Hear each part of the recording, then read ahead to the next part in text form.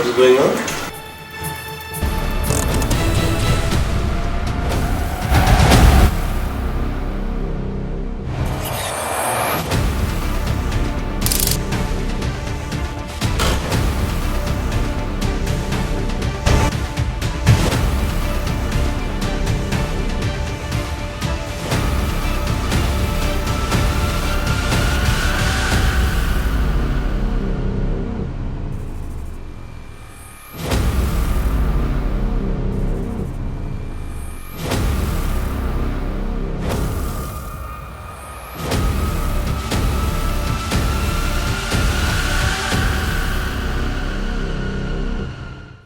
ఒకసారి ఆ జూబ్లీస్ car bomb కేసులో అసలు ఇటువంటి క్లూస్ లేవు. ఆ టైంలో గాంధీ గారి టీం అక్కడ రావడం, ఆ క్లూస్ ఏ విధంగా మీరు ఐడెంటిఫై చేస్తారు? వాళ్ళకి కూడా జరగట్లేదు.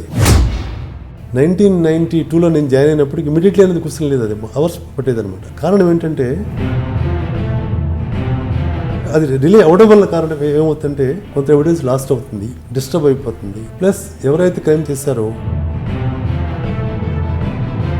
చివరికి ఆ బ్లాస్ట్ అయిపోయిన ఆ మైన్యూట్ అది ఆ వైర్స్ కానీ దాంట్లో మనకి దొరికింది అనమాట అండి. సార్ ఆ రోజు ఆ కేసులో మీరు కూడా స్పాట్కి వచ్చినట్లున్నారు. ఫియట్ కార్ ఉంటుంది, వాళ్ళ టార్గెట్ పరిటాల రవి. ఈ బ్లాస్ట్ అయిన తర్వాత టార్గెట్ పరిటాల రవి అని మీరు అప్పుడే గెస్ట్ చేస్తుంటారా? క్రైమ్ సీన్ ఇన్వెస్టిగేషన్ అంత ఈజీ కాదండి. అది వాడు మర్డర్ చేస్తాడా అనేది అనుమానం పడట్లేదు. వాడు ఎంత అమాయకుడు అంటే మాకేం తెలియదు సార్, ఆవిడ చెప్పేవారు చేసేవారని చెప్పేవారు. చూడగా చూడగా చూడగా ముందు దాని మనకున్న కట్టెను చూసాం, కట్టెన మీద మాకేం కనపడలే. బట్ చివరికి అది దొరికే వరకు మాకు తెలియదు. సార్ మీరు అప్పాకు వెళ్ళేసరికి అప్ప అనేది ఆంజనేయ రెడ్డి గారి ఊహల్లోంచి వచ్చిన ఒక బేబీ అండి. దాంట్లో అప్ప అనేది ఈ రోజు డెవలప్మెంట్ అవ్వడానికి మీ రోల్ ఎక్కడ? ఓవరాల్గా ఏంటంటే ఆ కంట్రీలో అంత సిన్సియారిటీకి, హానెస్టీకి, ఇంటిగ్రిటీకి అంత ఏముంటుందిలే, అంత పాలిటిక్స్ అని అనుకునేవాడిని నేను. 5 పోస్టులు విత్ డిప్యూటీ డైరెక్టర్ ర్యాంక్ ఉన్న పోలీస్ అకాడమీ ప్రపంచంలో ఇంకెక్కడ లేదు, ఇంకా రాదు కూడా. సార్ FSLలో మాధవరెడ్డి గారు మర్డర్, అక్కడ కూడా మీకు లీడ్ దొరకడం కొంచెం కష్టమైనట్టు తెలిసింది. సెన్సేషనల్ కేసు అది కూడా. అప్పుడే బ్రిడ్జ్ కట్టారు, గట్ కేసు సార్. గట్ కేసు అది ఎవరు చంపారని తెలుసు కానీ అసలు ఏ విధంగా ఎక్కడి నుంచి క్లైమరామని యూజ్ చేస్తారు అన్నది కొంచెం. వాళ్ళు ఈ రోడ్లో మాధవరెడ్డి గారు పాస్ అవుతారని ముందే వాళ్ళు ప్లాన్ చేసుకుని దూరం నుంచి వాళ్ళు బ్లాస్ట్ చేశారు. Same similar to that Alipiri incident. ఎక్కడ బ్లాస్ట్ చేసి ఉంటారు? అప్పుడు చూస్తే బ్రిడ్జ్ దగ్గర వచ్చేసరికి వాళ్ళకి డిసప్పేర్ అయిపోయింది. ఎలా వెళ్ళింది, కింద ఎలా వెళ్తుంది? అప్పుడు మేము మెల్లమెల్లగా తవ్వి చేస్తే అదే పైకి వెళ్ళింది. సార్ అదేవిధంగా ఏటూరు నాగారం ఆ ప్రాంతంలో ఒక RTC బస్సు దగ్ధమైనప్పుడు మొత్తం బాడీస్ అన్ని కూడా 32 బాడీస్. దాన్ని ఐడెంటిఫై చేయడం అనేది ఒక పెద్ద టాస్క్లా తీసుకున్నారు. ఒకసారి ఆ టాస్క్ గురించి. పాపం అందరూ కూడా, కొంతమంది ఫ్యామిలీస్ ఉన్నారు, కొంతమంది పిల్లలు ఉన్నారు, అలా అన్నీ ముద్దయిపోయినాయి. ఇప్పుడే DNA సెక్షన్ మనం పెట్టాం. DNA ద్వారా చేయాలి, అదర్వైజ్ ఓన్లీ బ్లడ్ గ్రూపింగ్ చేస్తే ఏది కాదు, ఇది DNA చేయాలని చెప్పేసి I think the third day, I think 72 అవర్స్లో we identify all the victims అనమాట. సార్ మొత్తం మీ కెరియర్లో ఒక అనార్ గుప్తా, ఒక తెహల్కా, ఒక జార్ఖండ్ సిబోరన్ కేసు, ఇటువంటి చాలా కేసులు కనిపిస్తుంటాయి. ఒక్కసారి అనార్ గుప్తా కేసు చెప్పండి. అనార్ గుప్తా అనే అమ్మాయి జమ్మూ అండ్ కాశ్మీర్ బ్యూటీగా సెలెక్ట్ అయింది. ఆ టైంలో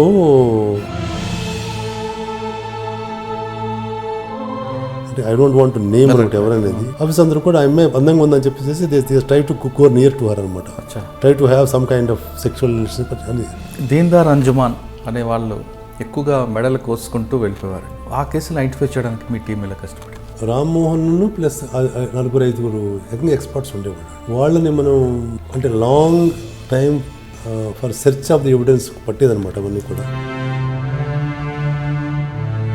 సో లీడర్షిప్లో ఎప్పుడైతే కాంప్రమైజ్ అవ్వరు అని తెలిసినప్పుడు కింద వాళ్ళు కూడా జాగ్రత్తగా ఉంటారండి. 2006 వరకు మీకు బాగా గుర్తుండిపోయిన ఇంకా మంచి కేసు ఉందండి? అంటే అది నాకు బాగా గుర్తుండిపోయిన కేసు ఇది ఒకటేనండి. అంటే ఇప్పుడు నౌ దట్ నరసింహరావు గారు లేరు కాబట్టి నేను చెప్పగలుగుతున్నాను. ఐ డోంట్ నో ఇది మనం చెప్పొచ్చలేదు, కానీ ఆయన ఏం చెప్పారంటే, వెల్కమ్ టు క్రైమ్ డైరీస్. ఉమ్మడి ఆంధ్రప్రదేశ్లో ఫోరెన్సిక్స్ ల్యాబ్ని దేశవ్యాప్తంగా గుర్తింపు తీసుకురావడంలో ఒక కీలక పాత్ర పోషించిన వ్యక్తి, ఆంధ్రప్రదేశ్ పోలీస్ అకాడమీని అభివృద్ధి బాటలు నడిపిన ఆద్యుడు, ట్రూత్ ల్యాబ్ వ్యవస్థాపకులు డాక్టర్ KPC గాంధీ గారు ఈ వారం మన గెస్ట్. గాంధీ గారు ఉమ్మడి ఆంధ్రప్రదేశ్ ఎఫ్ఎస్ఎల్ని ఒక స్థాయిలో లెవెల్లో తీసుకొచ్చి దేశవ్యాప్తంగా ఉన్న ల్యాబ్లన్నింటిలో కన్నా ఆంధ్రప్రదేశ్ ల్యాబ్కి ఒక క్రెడిబిలిటీ తీసుకొచ్చారంటే ఆయనే దాని కారకులు. అదొకటే కాకుండా ఆంధ్రప్రదేశ్ పోలీస్ అకాడమీలో టెక్నాలజీ డెవలప్ చేయడం, దాన్ని కూడా మిగతా అన్ని అకాడమీల కన్నా డిఫరెంట్గా డెవలప్ చేయడంలో ఆంజనేయ రెడ్డి గారితో పాటు గాంధీ గారి కృషి ఇప్పటికీ ఎప్పటికీ మర్చిపోలేం. ఈ రెండు విషయాలే కాకుండా ఫోరెన్సిక్స్ ల్యాబ్తో పాటు క్లూస్ టీమ్, ఇక రకరకాల విషయాలు తీసుకొస్తే ఆయన చేసిన ప్రతి ముద్ర ఈరోజు ఫోరెన్సిక్స్ ల్యాబ్ మీద కనిపిస్తుంది. ఆయన తర్వాత ట్రూత్ ల్యాబ్ అని ఒక సంస్థను ఏర్పాటు చేసి ఎక్కడైతే ఎవరి మధ్యనైతే డిస్ప్యూట్స్ వస్తాయో అవి కోర్టుకు వెళ్ళడానికి ముందు సాక్ష్యాలు కావాలనుకుంటే దానికి సంబంధించిన ట్రూత్ అనేది ఒక పదానికి సంబంధించి నేర పరిశోధన చేయడంలో ఆయన ఒక ప్రైవేట్ ల్యాబ్ పెట్టి దాన్ని కూడా దేశవ్యాప్తంగా గుర్తింపు తీసుకురావడంలో ఆయనకంటూ ముద్ర వేసుకున్నారు. ఇవన్నీ ఒకటి ఉంటే ఇప్పుడు కొత్తగా జెనోల్ ల్యాబ్ కూడా ఆయనే తన ముద్ర వేస్తున్నారు. అంటే గత తరాలకి ముందు తరాలకు కూడా మనకు సంబంధించిన పుట్టు పూర్వత్వాలతో పాటు మన కుటుంబాలకు సంబంధించిన వారు కానీ మన తాత ముత్తాలకు సంబంధించిన రోగాలు కానీ ఏ విషయాలు కావాలన్నా జెనోల్ ల్యాబ్ అనేది ఇంక భావి తరాలకి ఒక రాచబాటగా ఉంటుందని చెప్పుకోవచ్చు.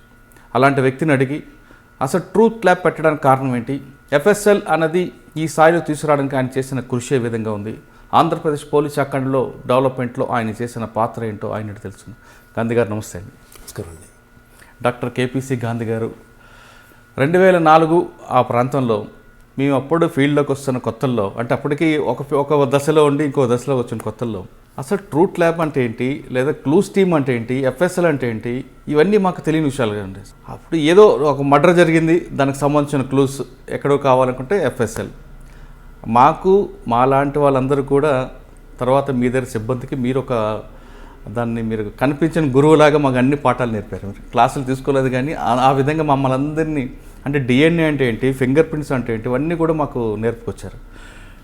మేము కానీ మా తర్వాత వచ్చిన జర్నలిస్టులు అవ్వచ్చు లేదా కొంతమంది సైంటిస్టులు అందరూ కూడా మీ బాటలో వస్తూ ఒక సబ్జెక్ట్ నేర్చుకున్న మా అందరికీ మీరు ఒక గురువు. మీరు అంటే అప్పట్లో డిఎన్ఏ అంటే నేను కేవలం ఒక ఎఫ్ఎస్ఎలే కాకుండా డిఎన్ఏ ఫింగర్ ప్రింట్ కానీ సైబర్ క్రైమ్ ల్యాబ్ కూడా ఆంధ్రప్రదేశ్కి ఫస్ట్ మీ చేతుల మీదగానే వచ్చింది.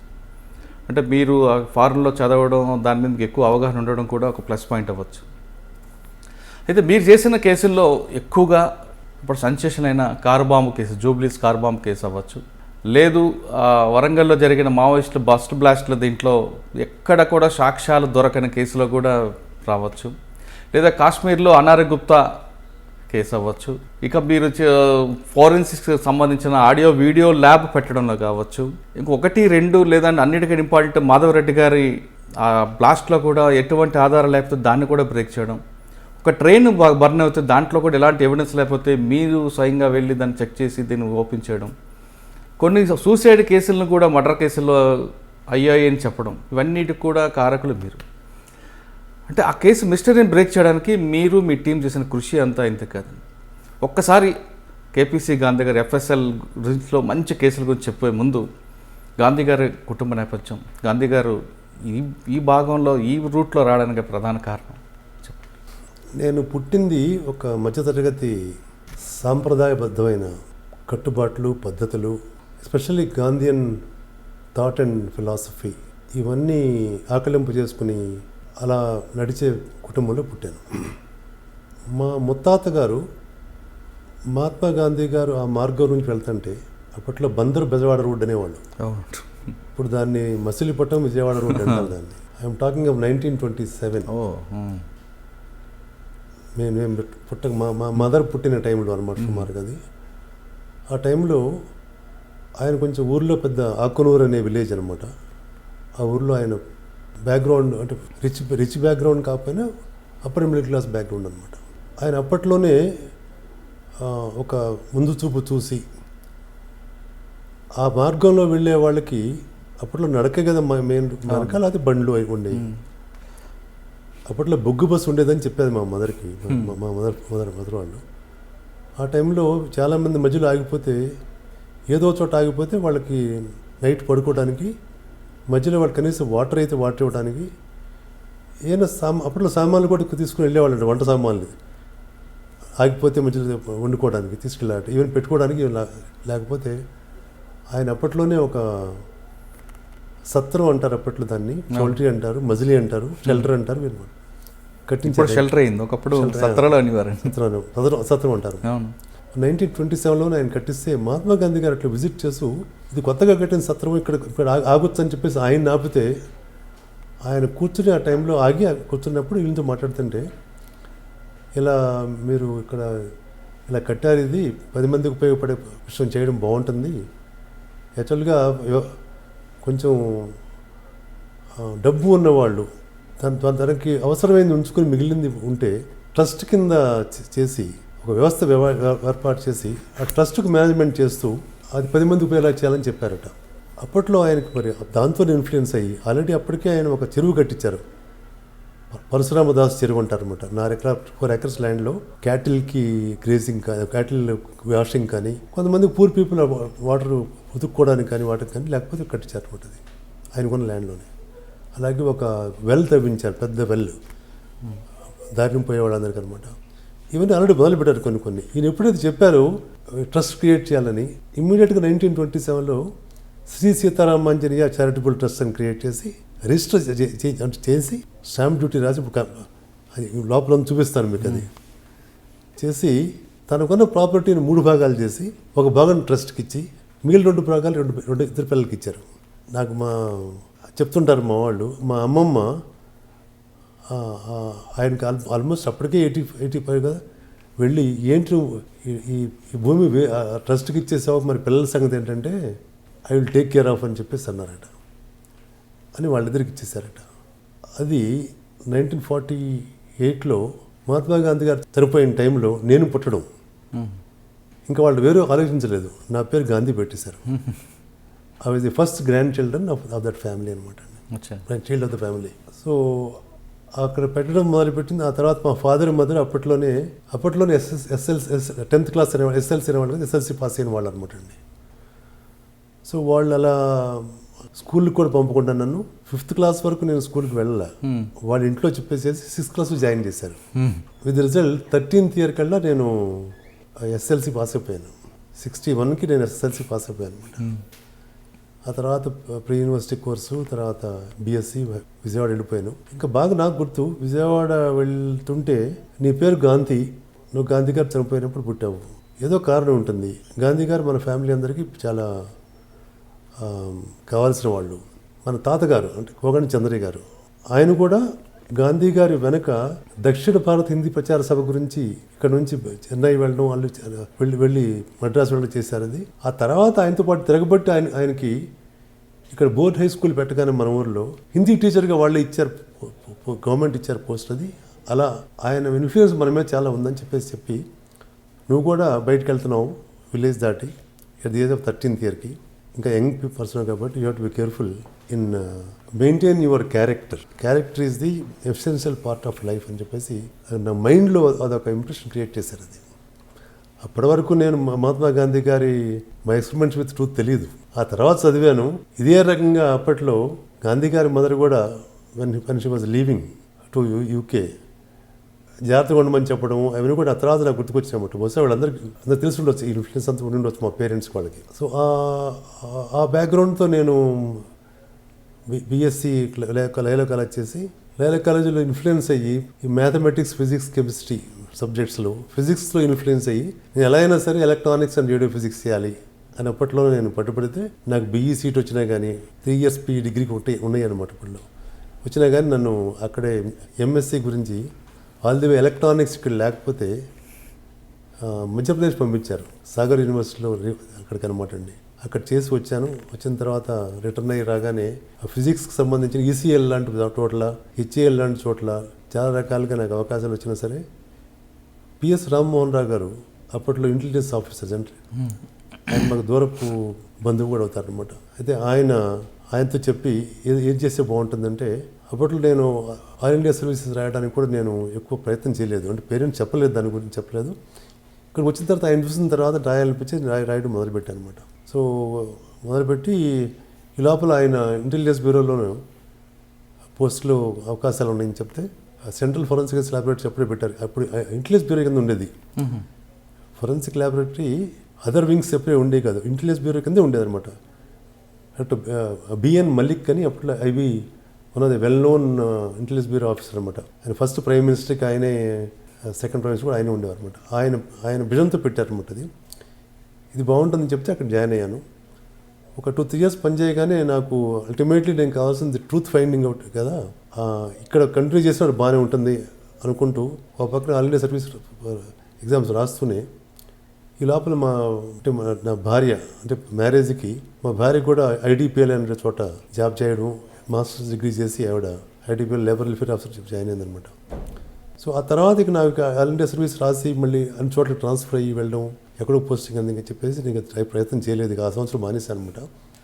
సో ఇద్దరం అప్పుడు సెటిల్ అయిపోయాం సెంట్రల్ ఫోరెన్సిక్ ల్యాబ్. అలా కంటిన్యూ చేసిన తర్వాత స్టేట్ ఫోరెన్సిక్ ల్యాబ్ రావడం, దాంట్లో నేను అసిస్టెంట్ డైరెక్ట్ రిక్రూట్మెంట్లో సర్వీస్ కమిషన్ ద్వారా డిఎస్పీ లెవెల్ అంటే ర్యాంక్ అనమాట. ఇది దాంట్లో రావడం, నేను ఒక్కడిని ఉండడం, సెలెక్ట్ అవ్వడం జరిగిందనమాట. అలాగే ఫోరెన్సిక్ సైన్స్ అంటే ఇది కూడా నేను ధర్మం న్యాయం చేయడానికి పనికొస్తుంది, మహాత్మా గాంధీ గారు చెప్పిన మార్గాలకు నాకు నేను చేయగలను అనే పర్సనల్గా కూడా నాకు దాని మీద ఎఫినిటీ ఉండడం వల్ల, అలా మనం చేసింది 10 మంది ఉపయోగపడాలనేది ఉండడం, అది ఫ్యామిలీ బ్యాక్గ్రౌండ్ కూడా అది ఉండడం వల్ల దీంట్లో నేను సెటిల్ అయిపోయాను. ఫోరెన్సిక్ సైన్స్ రావడానికి కారణం మెయిన్ కదనమాట. సార్ మీరు ఎఫ్ఎస్ఎల్కి వచ్చేసరికి నాంపల్లి దగ్గర ఆఫీస్ అనుకుంటా, అప్పుడు సిచ్యువేషన్ ఎలాగుండేదండి?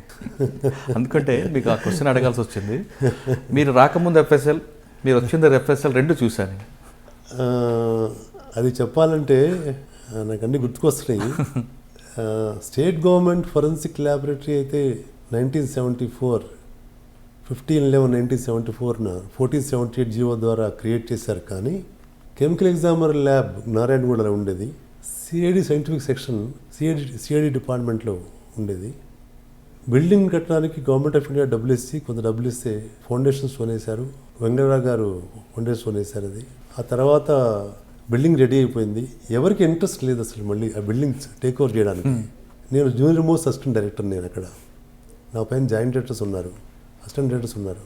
ధర్మారెడ్డి గారు డైరెక్టర్. ఆయన నన్ను పిలిచి, గాంధీ ఇది బిల్డింగ్ టేక్ ఓవర్ చేయాలంటే ఎవరికి ఇంట్రెస్ట్ కనబట్టలేదు, అంటే ఈచ్ రూమ్ చూసుకుంటే లోపల అన్నీ చూసి లాక్ చేసుకుని రమ్మంటే మాకెందుకు అంటున్నారు. అది ఇంకా నేను నీకు ఇంట్రెస్ట్ చేస్తాను, నువ్వు చేయాలని చెప్పారు. అది నా starting point. State forensic laboratory హైదరాబాద్కి అంటే ఆంధ్రప్రదేశ్కి కట్టి బిల్డింగ్ నేను హ్యాండ్ ఓవర్ చేసుకున్న తర్వాత ధర్మారెడ్డి గారు నన్ను పూర్తిగా నాకు ఇచ్చేసేసి కొన్ని విషయాలు నేను మామూలుగా అయితే చెప్పేవాడిని, కానీ ఇప్పుడు నా స్వగతంలో చెప్పుకునే దానికన్నా కొన్ని విషయాలు చెప్తే 10 మందికి కూడా తెలిస్తే బాగుంటుంది అనిపిస్తుందో నేను చెప్తున్నాను. ఆయన చివరికి జాయింట్ డైరెక్టర్స్ రాయాల్సిన యాన్యువల్ కాన్ఫిడెన్షియల్ రిపోర్ట్స్ కూడా నన్నే రాయమని చెప్పేవారు. అంటే అంత నమ్మకం అనమాట, అపారమైన నమ్మకం అనమాట. ఆయన చివరికి ఆయన లండన్ వెళ్ళి వాళ్ళ భార్యకి క్యాన్సర్ ప్రాబ్లం వస్తే వెళ్ళేటప్పుడు బ్లాంక్ పేపర్ మీద సిగ్నేచర్స్ పెట్టి నాకు ఇచ్చి, అవసరమైతే నువ్వు అప్లికేషన్ రాసడం ఎందుకనంటే, నాకు బ్లాంక్ పేపర్ ఎందుకు సార్, అందులో అప్పటికే మేము ఇప్పుడు 4G కేసెస్ చూసిన వాడిని నేను, ఎందుకంటే లేదు ఉంచు నాకు నమ్మకం ఉందని చెప్పారు అనమాట. అలా దానికి రిక్రూట్మెంట్ రూల్స్ లేవు, రూల్స్ నేనే రాశా. అడ్మినిస్ట్రేషన్కి డివిజన్స్ అంటూ ఏం లేవు. అప్పట్లో క్యాటిల్ పాయిజనింగ్ అనేవాళ్ళు CP and human poisoning HP, అంటే టాక్సికాలజీ సెక్షన్ అంటూ సెపరేట్గా ఉన్నాయి, కానీ రాయలేక పెట్టలేదు, ఎవరు పట్టించుకోలేదు దాని గురించి. నేను సెక్షన్ పేర్లు కూడా TOX టాక్స్ అని, S అంటే సిరాలజీ, SCR అని సిరాలజీ అని అవి కూడా పరుచుకొని మొత్తం అడ్మినిస్ట్రేషన్ అంతా చివరికి నేను ఓవర్సీ చేసి ఫస్ట్ రిక్రూట్మెంట్స్ కూడా నేనే చేశాను అంతా. దట్ వాస్ వాట్ అంటే I have try to build up the entire thing అనమాట అండి. ఈ లోపల ఆయన రిటైర్ అయిపోయిన తర్వాత వచ్చిన డైరెక్టరు అంటే అంత కాంపిటెన్సీ ఉండి, ప్రొఫెషనలిజం బ్యాక్గ్రౌండ్ ఉండి, ప్లస్ పబ్లిక్ సర్వీస్ మీద అది లేకుండా ఆ టైప్ ఆఫ్ యాటిట్యూడ్ లేదని చెప్పేసి నేను ఇలా కంటిన్యూ చేసే బదులు, ఏదో ఒక జాబ్లో కంటిన్యూ చేసే బదులు, so at least let me go abroad and try to improve my knowledge and experience అని, అది మన ట్రైనింగ్ అని చెప్పేసి నేను లీవ్ పెట్టేసి వెళ్ళిపోయాను 1983. అప్పుడే ఎన్టీ రామారావు గారు ముఖ్యమంత్రి అయ్యారు. ఆయన నాకు మా ఫ్యామిలీ బ్యాక్గ్రౌండ్ అంటే వాళ్ళ ఫ్యామిలీ వాళ్ళు నాకు తెలిసిన సరే నేను వెళ్ళేటప్పుడు కూడా నేను ట్రై చేయాలి. ఐ ఫెల్ట్ దట్ ఈ టైంలో నేను వెళ్ళి ఇంప్రూవ్ చేసుకోవాలి, చెప్పేసి వెళ్ళిపోయాను అనమాట. అదే టైంలో పిహెచ్డీ కూడా రిజిస్టర్ చేశాను. పిహెచ్డీ వర్క్ కూడా చేస్తూనే ఒక పక్కనే అక్కడికి వెళ్ళిపోయాను. వెళ్ళిపోయి 87 లాస్ట్లో అక్కడ ఎంఏ క్రిమినల్ జస్టిస్ చేసి అక్కడ ఫస్ట్ ర్యాంక్ రావడం వల్ల సిటీ యూనివర్సిటీ ఆఫ్ న్యూయార్క్లో జాన్జే కాలేజ్ అంటే వెరీ ఫేమస్. ఇప్పటికి కూడా జాన్జే అంటే బెస్ట్ యూనివర్సిటీ అనమాట. అది చేయడం వల్ల నాకు మన న్యూయార్క్ సిటీ పోలీస్ వాళ్ళు అక్కడ క్రైమ్ ల్యాబ్ అంటారు దాన్ని, ఇక్కడ ఫోరెన్సిక్ ల్యాబ్ అంటే క్రైమ్ ల్యాబ్ నాకు అవకాశం ఇవ్వడానికి ఇంటర్వ్యూ పిలవడము, అక్కడ నాకు అవకాశం ఇవ్వడము. అది కూడా సివిల్ ఇన్వెస్టిగేటర్ అనమాట.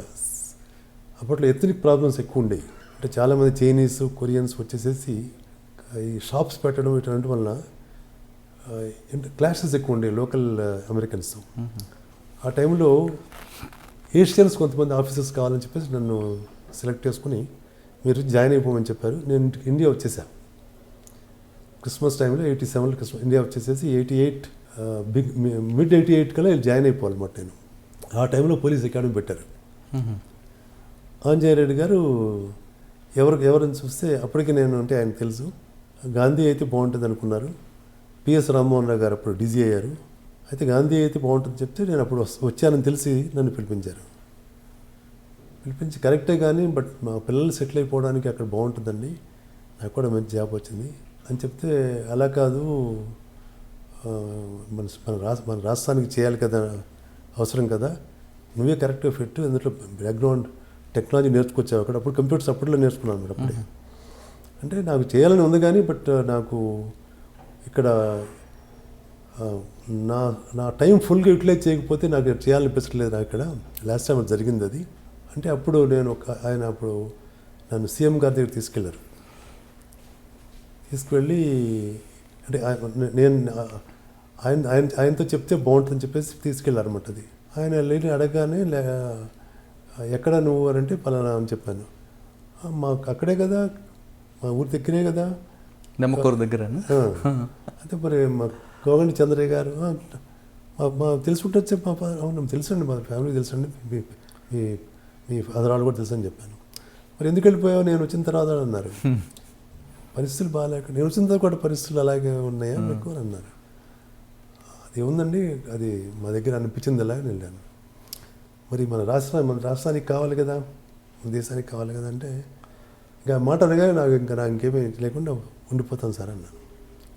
పాపం మాట తగ్గట్టుగానే ఏమేం కావాలో అన్నీ అరేంజ్ చేయమని అప్పుడు డీసీ గారికి, తర్వాత అందులో వాళ్ళు కూడా అందరూ తెలుసు కాబట్టి అన్ని రకాలుగా నాకు అరేంజ్మెంట్స్ అయిపోయినాయి. ఇమీడియట్గా నేను జాయిన్ అయిపోయాను. అందులో ఆంజనేయ రెడ్డి గారు అంటే నాకు అపారమైన గౌరవం, ప్రేమ. ప్లస్ రామ్మోహన్ రావు గారు అయితే నాకు ఎట్లయినా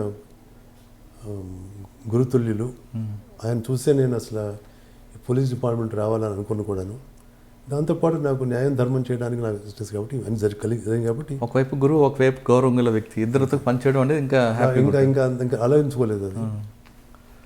ప్లస్ ఎన్టీ రామారావు గారు డెఫినెట్గా ఆయన ప్రజల మనిషి, ప్రజల కోసం వచ్చారు అనేది కూడా కాబట్టి ఎన్ని మ్యాచ్ అయిన తర్వాత మ్యాచ్ అవ్వబట్టి వచ్చేసాను. ప్లస్ అప్పట్లో విజయరామారావు గారు ఫుల్ సపోర్ట్ ఉండేది. ఆయనకు కూడా నేనంటే చాలా ఇష్టం, ఆయన మీద నాకు గౌరవం కూడాను. అలాగే టిఎస్ రావు గారు ఫస్ట్ డీజీపీ, ఆయన కూడా కృష్ణా జిల్లా మా కౌతరం ఆయన అనమాట. ఆయన అలా కూడా నాకు తర్వాత క్లోజ్ అయ్యారు. ఆ తర్వాత టిఎస్ రావు గారి దగ్గర నుంచి స్వరంజిత్ సేన్ గారి వరకు నేను 15 ఏళ్ళు 8 మంది డీజీలతో నేను పనిచేశాను. అందరూ నేనంటే అదే గౌరవం, అదే ప్రేమ ఉండేది. నాకు కూడా అలాగే ఎట్టి పరిస్థితుల్లోనూ నేను ఏదో కొత్త డ్యూటీ చేస్తున్నాను కానీ అనుకోవాలి. అందరూ సమానంగా నేను పనిచేశాను అనమాట. అందరూ సమానంగా చూసుకున్నారు, ఏ రకంగా పొరపక్షాలు లేకున్నాను. ఐ మస్ట్ సే మన మంచి పని చేస్తుంటే, న్యాయంగా, ధర్మంగా, క్రమబద్ధంగా చేస్తుంటే ఏ కులమైనా, ఏ మతమైనా, ఏ ఊరైనా, ఏ రాష్ట్రమైనా, ఏ దేశమైనా సమానంగా చూస్తారని నాకెందుకో నమ్మకం వచ్చేసింది. అది మన చేతిలోనే ఉంటుందని చెప్పించింది. అమెరికాలో కూడా న్యూయార్క్ సిటీలో నేను చేస్తుంటే 6-7 కంట్రీల మంది మనుషులు ఉండేవారు నాతో పాటు. అందరూ పోలీస్ ఆఫీసర్లు ఉండేవారు. ఆ పర్టికులర్ కాలేజీలో పోలీస్ వాళ్ళు, ఇన్ సర్వీస్ వాళ్ళు వచ్చి జాయిన్ అయ్యేవాళ్ళు అనమాట. అంటే ప్రమోషన్ గురించి వాటికి. అదేలేండి. సో దాంట్లో నేను ఫస్ట్ వచ్చాను. వాళ్ళందరూ ఆశ్చర్యపోయారు. అంటే నన్ను అక్కడ కూడా డిస్క్రిమినేషన్ ఉన్నట్లయితే జరిగేది కదా. నిజంగానే ఆ లిబర్టీ, ఈక్వాలిటీ, ఫ్రాటర్నిటీ, జస్టిస్ ఇవన్నీ కూడా వాళ్ళు ఫాలో అయ్యారనమాట. అందుకే పెద్దలు అంటుంటారు కదా సార్, మన నోరు మంచిదేదో ఊరు మంచిదో. సో తర్వాత మనం సిన్సియర్గా పనిచేయడం కాబట్టి పనిచేసి చూపించాలన్నమాట. లివింగ్ బై ఎగ్జాంపుల్ అనుకోండి. సో ఇది నేను ఒక లైఫ్ స్టాండర్డ్ పెట్టుకున్నాను, లివింగ్ బై ఎగ్జాంపుల్. ఎవరు కూడా వేరే వాళ్ళు మనని నమ్మాలంటే లేకపోతే ఇన్స్పైర్ కావాలంటే నువ్వు చెప్పింది చేయాలి, నువ్వు ఆలోచించింది చెప్పాలి. ఫస్ట్ ఆఫ్ ఆల్ నువ్వు చెప్పింది చేయాలి. ఆలోచన, చెప్పింది, చేసేది మూడైతే ఎవరు చేయరు అనేది అది ఒక ఫర్మ్గా పడిపోయింది. అప్పట్లో నేను ఇక మహాత్మా గాంధీ గారి గురించి ఇంకా చదవాలని చెప్పేసి Madurai Kamaraj university distance education programme అంటే MA Gandhi and philosophy and thought degree తీసుకున్నాను. ఆ తర్వాత ఇంకా నాకు గాంధీ గారి ఫిలాసఫీ మీద నాకు చాలా అవగాహన వచ్చేసేసి so I have to make a difference with society. The purpose of life is to make a difference to others, not to your self. నీ వల్ల 10 మందికి ఉపయోగపడాలా. ఇలా ఉపయోగపడితే నేచర్ కానీ, దేవుడు కానీ, ఏ పేరు పెట్టుకున్న దేవుడు కానీ అది నీకు కావాల్సిన సహాయం ఇస్తాడనే నమ్మకం నాకు కలిగిందనమాట అండి. ఆ రోజు నుంచి ఇప్పటి వరకు కూడా మనం చేయడం మన ధర్మం. కరెక్ట్గా చేస్తే చేసిన దానికి దేవుడు మిగిలిన చూస్తాడు. అది పూర్తి నమ్ముతున్నాను అనమాట. That's what exactly is happening in my life even today. అంటే మీరు ఫలితం ఆశించుకుంటే మీరు చేయాల్సింది చేస్తున్నారు కాబట్టి ఆటోమేటిక్గా మీకు అన్నీ సమకూరుతుంది. నేను పెద్ద పెద్ద మాటలు గీత గురించి అని చెప్పను నేను, బట్ నేను ప్రాక్టికల్గా చేయాలనుకున్నాను, చేస్తున్నాను. చేసినందుకు మరి ఆ దేవుడు చేస్తున్నాడు లేకపోతే మరి ఎవరు చేస్తాడో నాకు తెలియదు, కానీ నాకు ఇప్పుడు ఇది చేయాలనుకుంటే దీంట్లో డబ్బు ఖర్చు అయినా సరే డబ్బు ఎక్కడి నుంచి వస్తుందో ఆలోచించలేదు, వస్తాయింది. ఈయన జీనో ఫౌండేషన్ అంటే మీరు సంకల్ప బలం అంత గట్టిగా ఉంటుందేమో అండి. నేను పవర్ ఆఫ్ థాట్ అనేది నాకు ఒక నా మై ఓన్ ఫిలాసఫీ అనమాట. Power of thought. నువ్వు అనుకునేది మంచిదైతే పవర్ఫుల్గా థింక్ చేస్తే ఆ థాట్ పవరే నిన్ను ఆ పని చేస్తుంది. కరెక్ట్. ఆ పనులు కూడా సక్సెస్ చేస్తుంది అనేది నేను పూర్తిగా నమ్ముతున్నానండి. నమ్ముతున్నాను, ఆచరిస్తున్నాను. దానికి కావాల్సిన రిజల్ట్స్ కూడా నాకు వస్తున్నాయి. సార్ మీరు అప్పాకు వెళ్ళేసరికి అప్ప అనేది ఆంజనేయ రెడ్డి గారి ఊహల్లోంచి వచ్చిన ఒక బేబీ అండి. ఆయనకున్న దాంట్లోనే రోజు ఉదయం కూర్చొని దగ్గరగా చేసుకుని ఉండేవారు. చిన్న ఇల్లులాగా తయారు చేస్తూ ఈరోజు ఒక మహావృక్షం అయింది. దాంట్లో అప్ప అనేది ఈరోజు డెవలప్మెంట్ అవ్వడానికి మీ రోల్ ఎక్కడ? అసలు ఆంజనేయ రెడ్డి గారు నన్ను సెలెక్ట్ చేసుకోవడానికి నేను కూడా ఇంకా వేరేది ఆలోచించుకోకుండా ఇక్కడికి ఉండిపోవడానికి ఓవరాల్గా ఏంటంటే అక్కడికి వెళ్తే నాకు పిల్లలు సెటిల్ అయిపోతారు. ఇక్కడ ఈ కంట్రీలో అంత సిన్సియారిటీకి, హానెస్టీకి, ఇంటిగ్రిటీకి అంత ఏముంటుందిలే, అంత పాలిటిక్స్ అని అనుకునేవాడిని నేను అప్పట్లో. రకరకాల ఉంటాయని. బట్ ఆయన ఉన్నారని కేవలం ప్లస్ రామ్మోహన్ రావు గారు పైనుండి ఆయన కూడా చెప్పడం, ఈ రెండే ముఖ్య కారణాలండి. సో న్యాచురల్గా ఏంటంటే my life is dedicated to what ever I believed in and he is the director. ఆయన కూడా నాకుతో ఎంత అభిమానంగా ఉండేవారంటే చాలాసార్లు ఆయన బంజారా నుంచి వెళ్తూ పంజగుట్టలో నేనుంటే కారు ఆపి నన్ను ఎక్కించుకొని తీసుకెళ్ళి ఇద్దరం కలిసి వెళ్ళిపోయేవాళ్ళం. మళ్ళీ ఈవినింగ్ మళ్ళీ వచ్చేసి నన్ను ఇక్కడ దింపేవాళ్ళు చాలా రోజులు అనమాట. అంటే ఏంటంటే ఈవెన్ కారులో కూడా డిస్కషన్ చేసుకుని అకాడమీని ఎలా డెవలప్ చేయాలనేది ఆయన ఆశయం, నాకు కూడా అదే ఆశయం. ఈ రెండు మ్యాచ్ అవ్వడం వల్ల న్యూ మెథడ్స్ అనమాట, బేసిక్ కోర్సెస్ అని అందరు డిస్కస్ చేసుకుని ఇప్పుడు ఐడియా అయింది. అప్పట్లో ఆయన అప్పుడే లండన్ వెళ్ళి ట్రైనింగ్ అయ్యి వచ్చారు ఆయన. అది కూడా ఆయనకి ఒక అడ్వాంటేజ్ అనమాట, థాట్ ప్రాసెస్. అప్పటికే నేను ఒక విజిట్ అయింది అక్కడ. నేను కొంతకాలం ట్రైనింగ్ అయ్యి FBI స్కాట్లాండ్లో, FBI FSRTC క్వాంటిక్ వర్జీనియాలో, మధ్యలో 2 సార్లు స్కాట్లాండ్ యార్డ్ వెళ్ళడం, ఇవన్నీ అవ్వడం వల్ల సో ఫ్రెష్ థింకింగ్తో పెట్టామన్నమాట అనేది. అందుకని నేషనల్ పోలీస్ అకాడమీ అప్పటికే కొన్ని సంవత్సరాలు అయిపోయినాయి, కానీ అంటే 88కి నేషనల్ అకాడమీ ఆల్మోస్ట్ 40 years అయిపోయింది కదా, 50 years అయిపోయినాయి. కానీ ఈ ఫ్రెష్ థాట్స్ వచ్చిన ఐడియాస్ అన్నీ కూడా they just clicked very well అనమాట, అన్ని రకాలుగాను. అందుకని 88 బ్యాచ్ సబ్ ఇన్స్పెక్టర్ అన్నా కానీ సర్వీస్ కమిషన్ తరచు ఆయన రిపోర్ట్ చేస్తుందన్నమాట అన్నా కానీ ఇప్పటికి కూడా వాళ్ళు ఇంకా సర్వీస్లో ఉన్నారు. They stand out in the entire ఈ ప్రజెంట్ టైంలో కూడా. ఇప్పటికీ చెప్తుంటారండి 89 బ్యాచ్ వాళ్ళు కూడా టీఎస్పీ అవ్వచ్చు లేదంటే ఎస్ఐలు కూడా ఆయన ఒక 20 years ముందు విజన్ అది ఆయనకి అప్పుడే అక్కడ బ్రాంచ్కి వెళ్ళి రావడము. నాది టెక్నాలజీ పరంగా నేను ఎఫ్ఎస్ఆర్టీసీలో ట్రైనింగ్ అవ్వడము, స్కాట్లాండ్ యార్డ్ వెళ్ళి రావడము. అందుకనే ప్రపంచంలో ఇవాళ ఆంధ్రప్రదేశ్ పోలీస్ అకాడమీలో ఉన్న ప్యాటర్న్ ఒక పోలీస్ ఆఫీసరు, ఒక జ్యుడిషియల్ ఆఫీసరు, ఒక లా ఆఫీసరు, ఒక ప్రాసిక్యూటింగ్ ఆఫీసరు, ఇలా డిఫరెంట్ డిపార్ట్మెంట్స్ అన్ని కూడా క్రియేట్ చేశారు అక్కడ. నాకు అవకాశం ఇచ్చారు ఫోరెన్సిక్ సైన్స్ ఎలా చేస్తారనేది. అప్పట్లో ఫోరెన్సిక్ సైన్స్ పిటిసి అనంతపూర్లో కానీ నేషనల్ పోలీస్ అకాడమీలోను సింగిల్ మ్యాన్ పర్సన్ అనమాట. అతనే ఫోరెన్సిక్ మెడిసిన్ చెప్పేవారు, అతనే ఫోరెన్సిక్ సైన్స్ అన్ని భాగాలు చెప్పేవారు, అతనే అన్ని చెప్పేవాడు అనమాట. అంటే అసలు ఇదేంటో నేను అడిగాను, ఏంటి అసలు ఇది అందరూ నాకు ఇక్కడ పిటిసి కానీ నాకు తెలియదు కదా. FBI నుంచి 6 డిపార్ట్మెంట్ల దగ్గర నుంచి ఇక్కడ ఒకళ్ళు చేయడం ఏంటి అసలు ఇది? Physical, chemical, biological, medical, finger prints ఒకటి చెప్పడం ఏంటని. అంజయ్ రెడ్డి గారు చాలా చాలా ప్రోగ్రెసివ్గా అందులో నేను ఏం చెప్తే అది దాంట్లో ఉన్న రేషనల్ ఆలోచించి అప్పటికప్పుడు చెప్పగానే లెటర్ రాసేవారు. ఆయన వాళ్ళు కూడా చెప్పగానే లెటర్ రాసేస్తారు అసలు.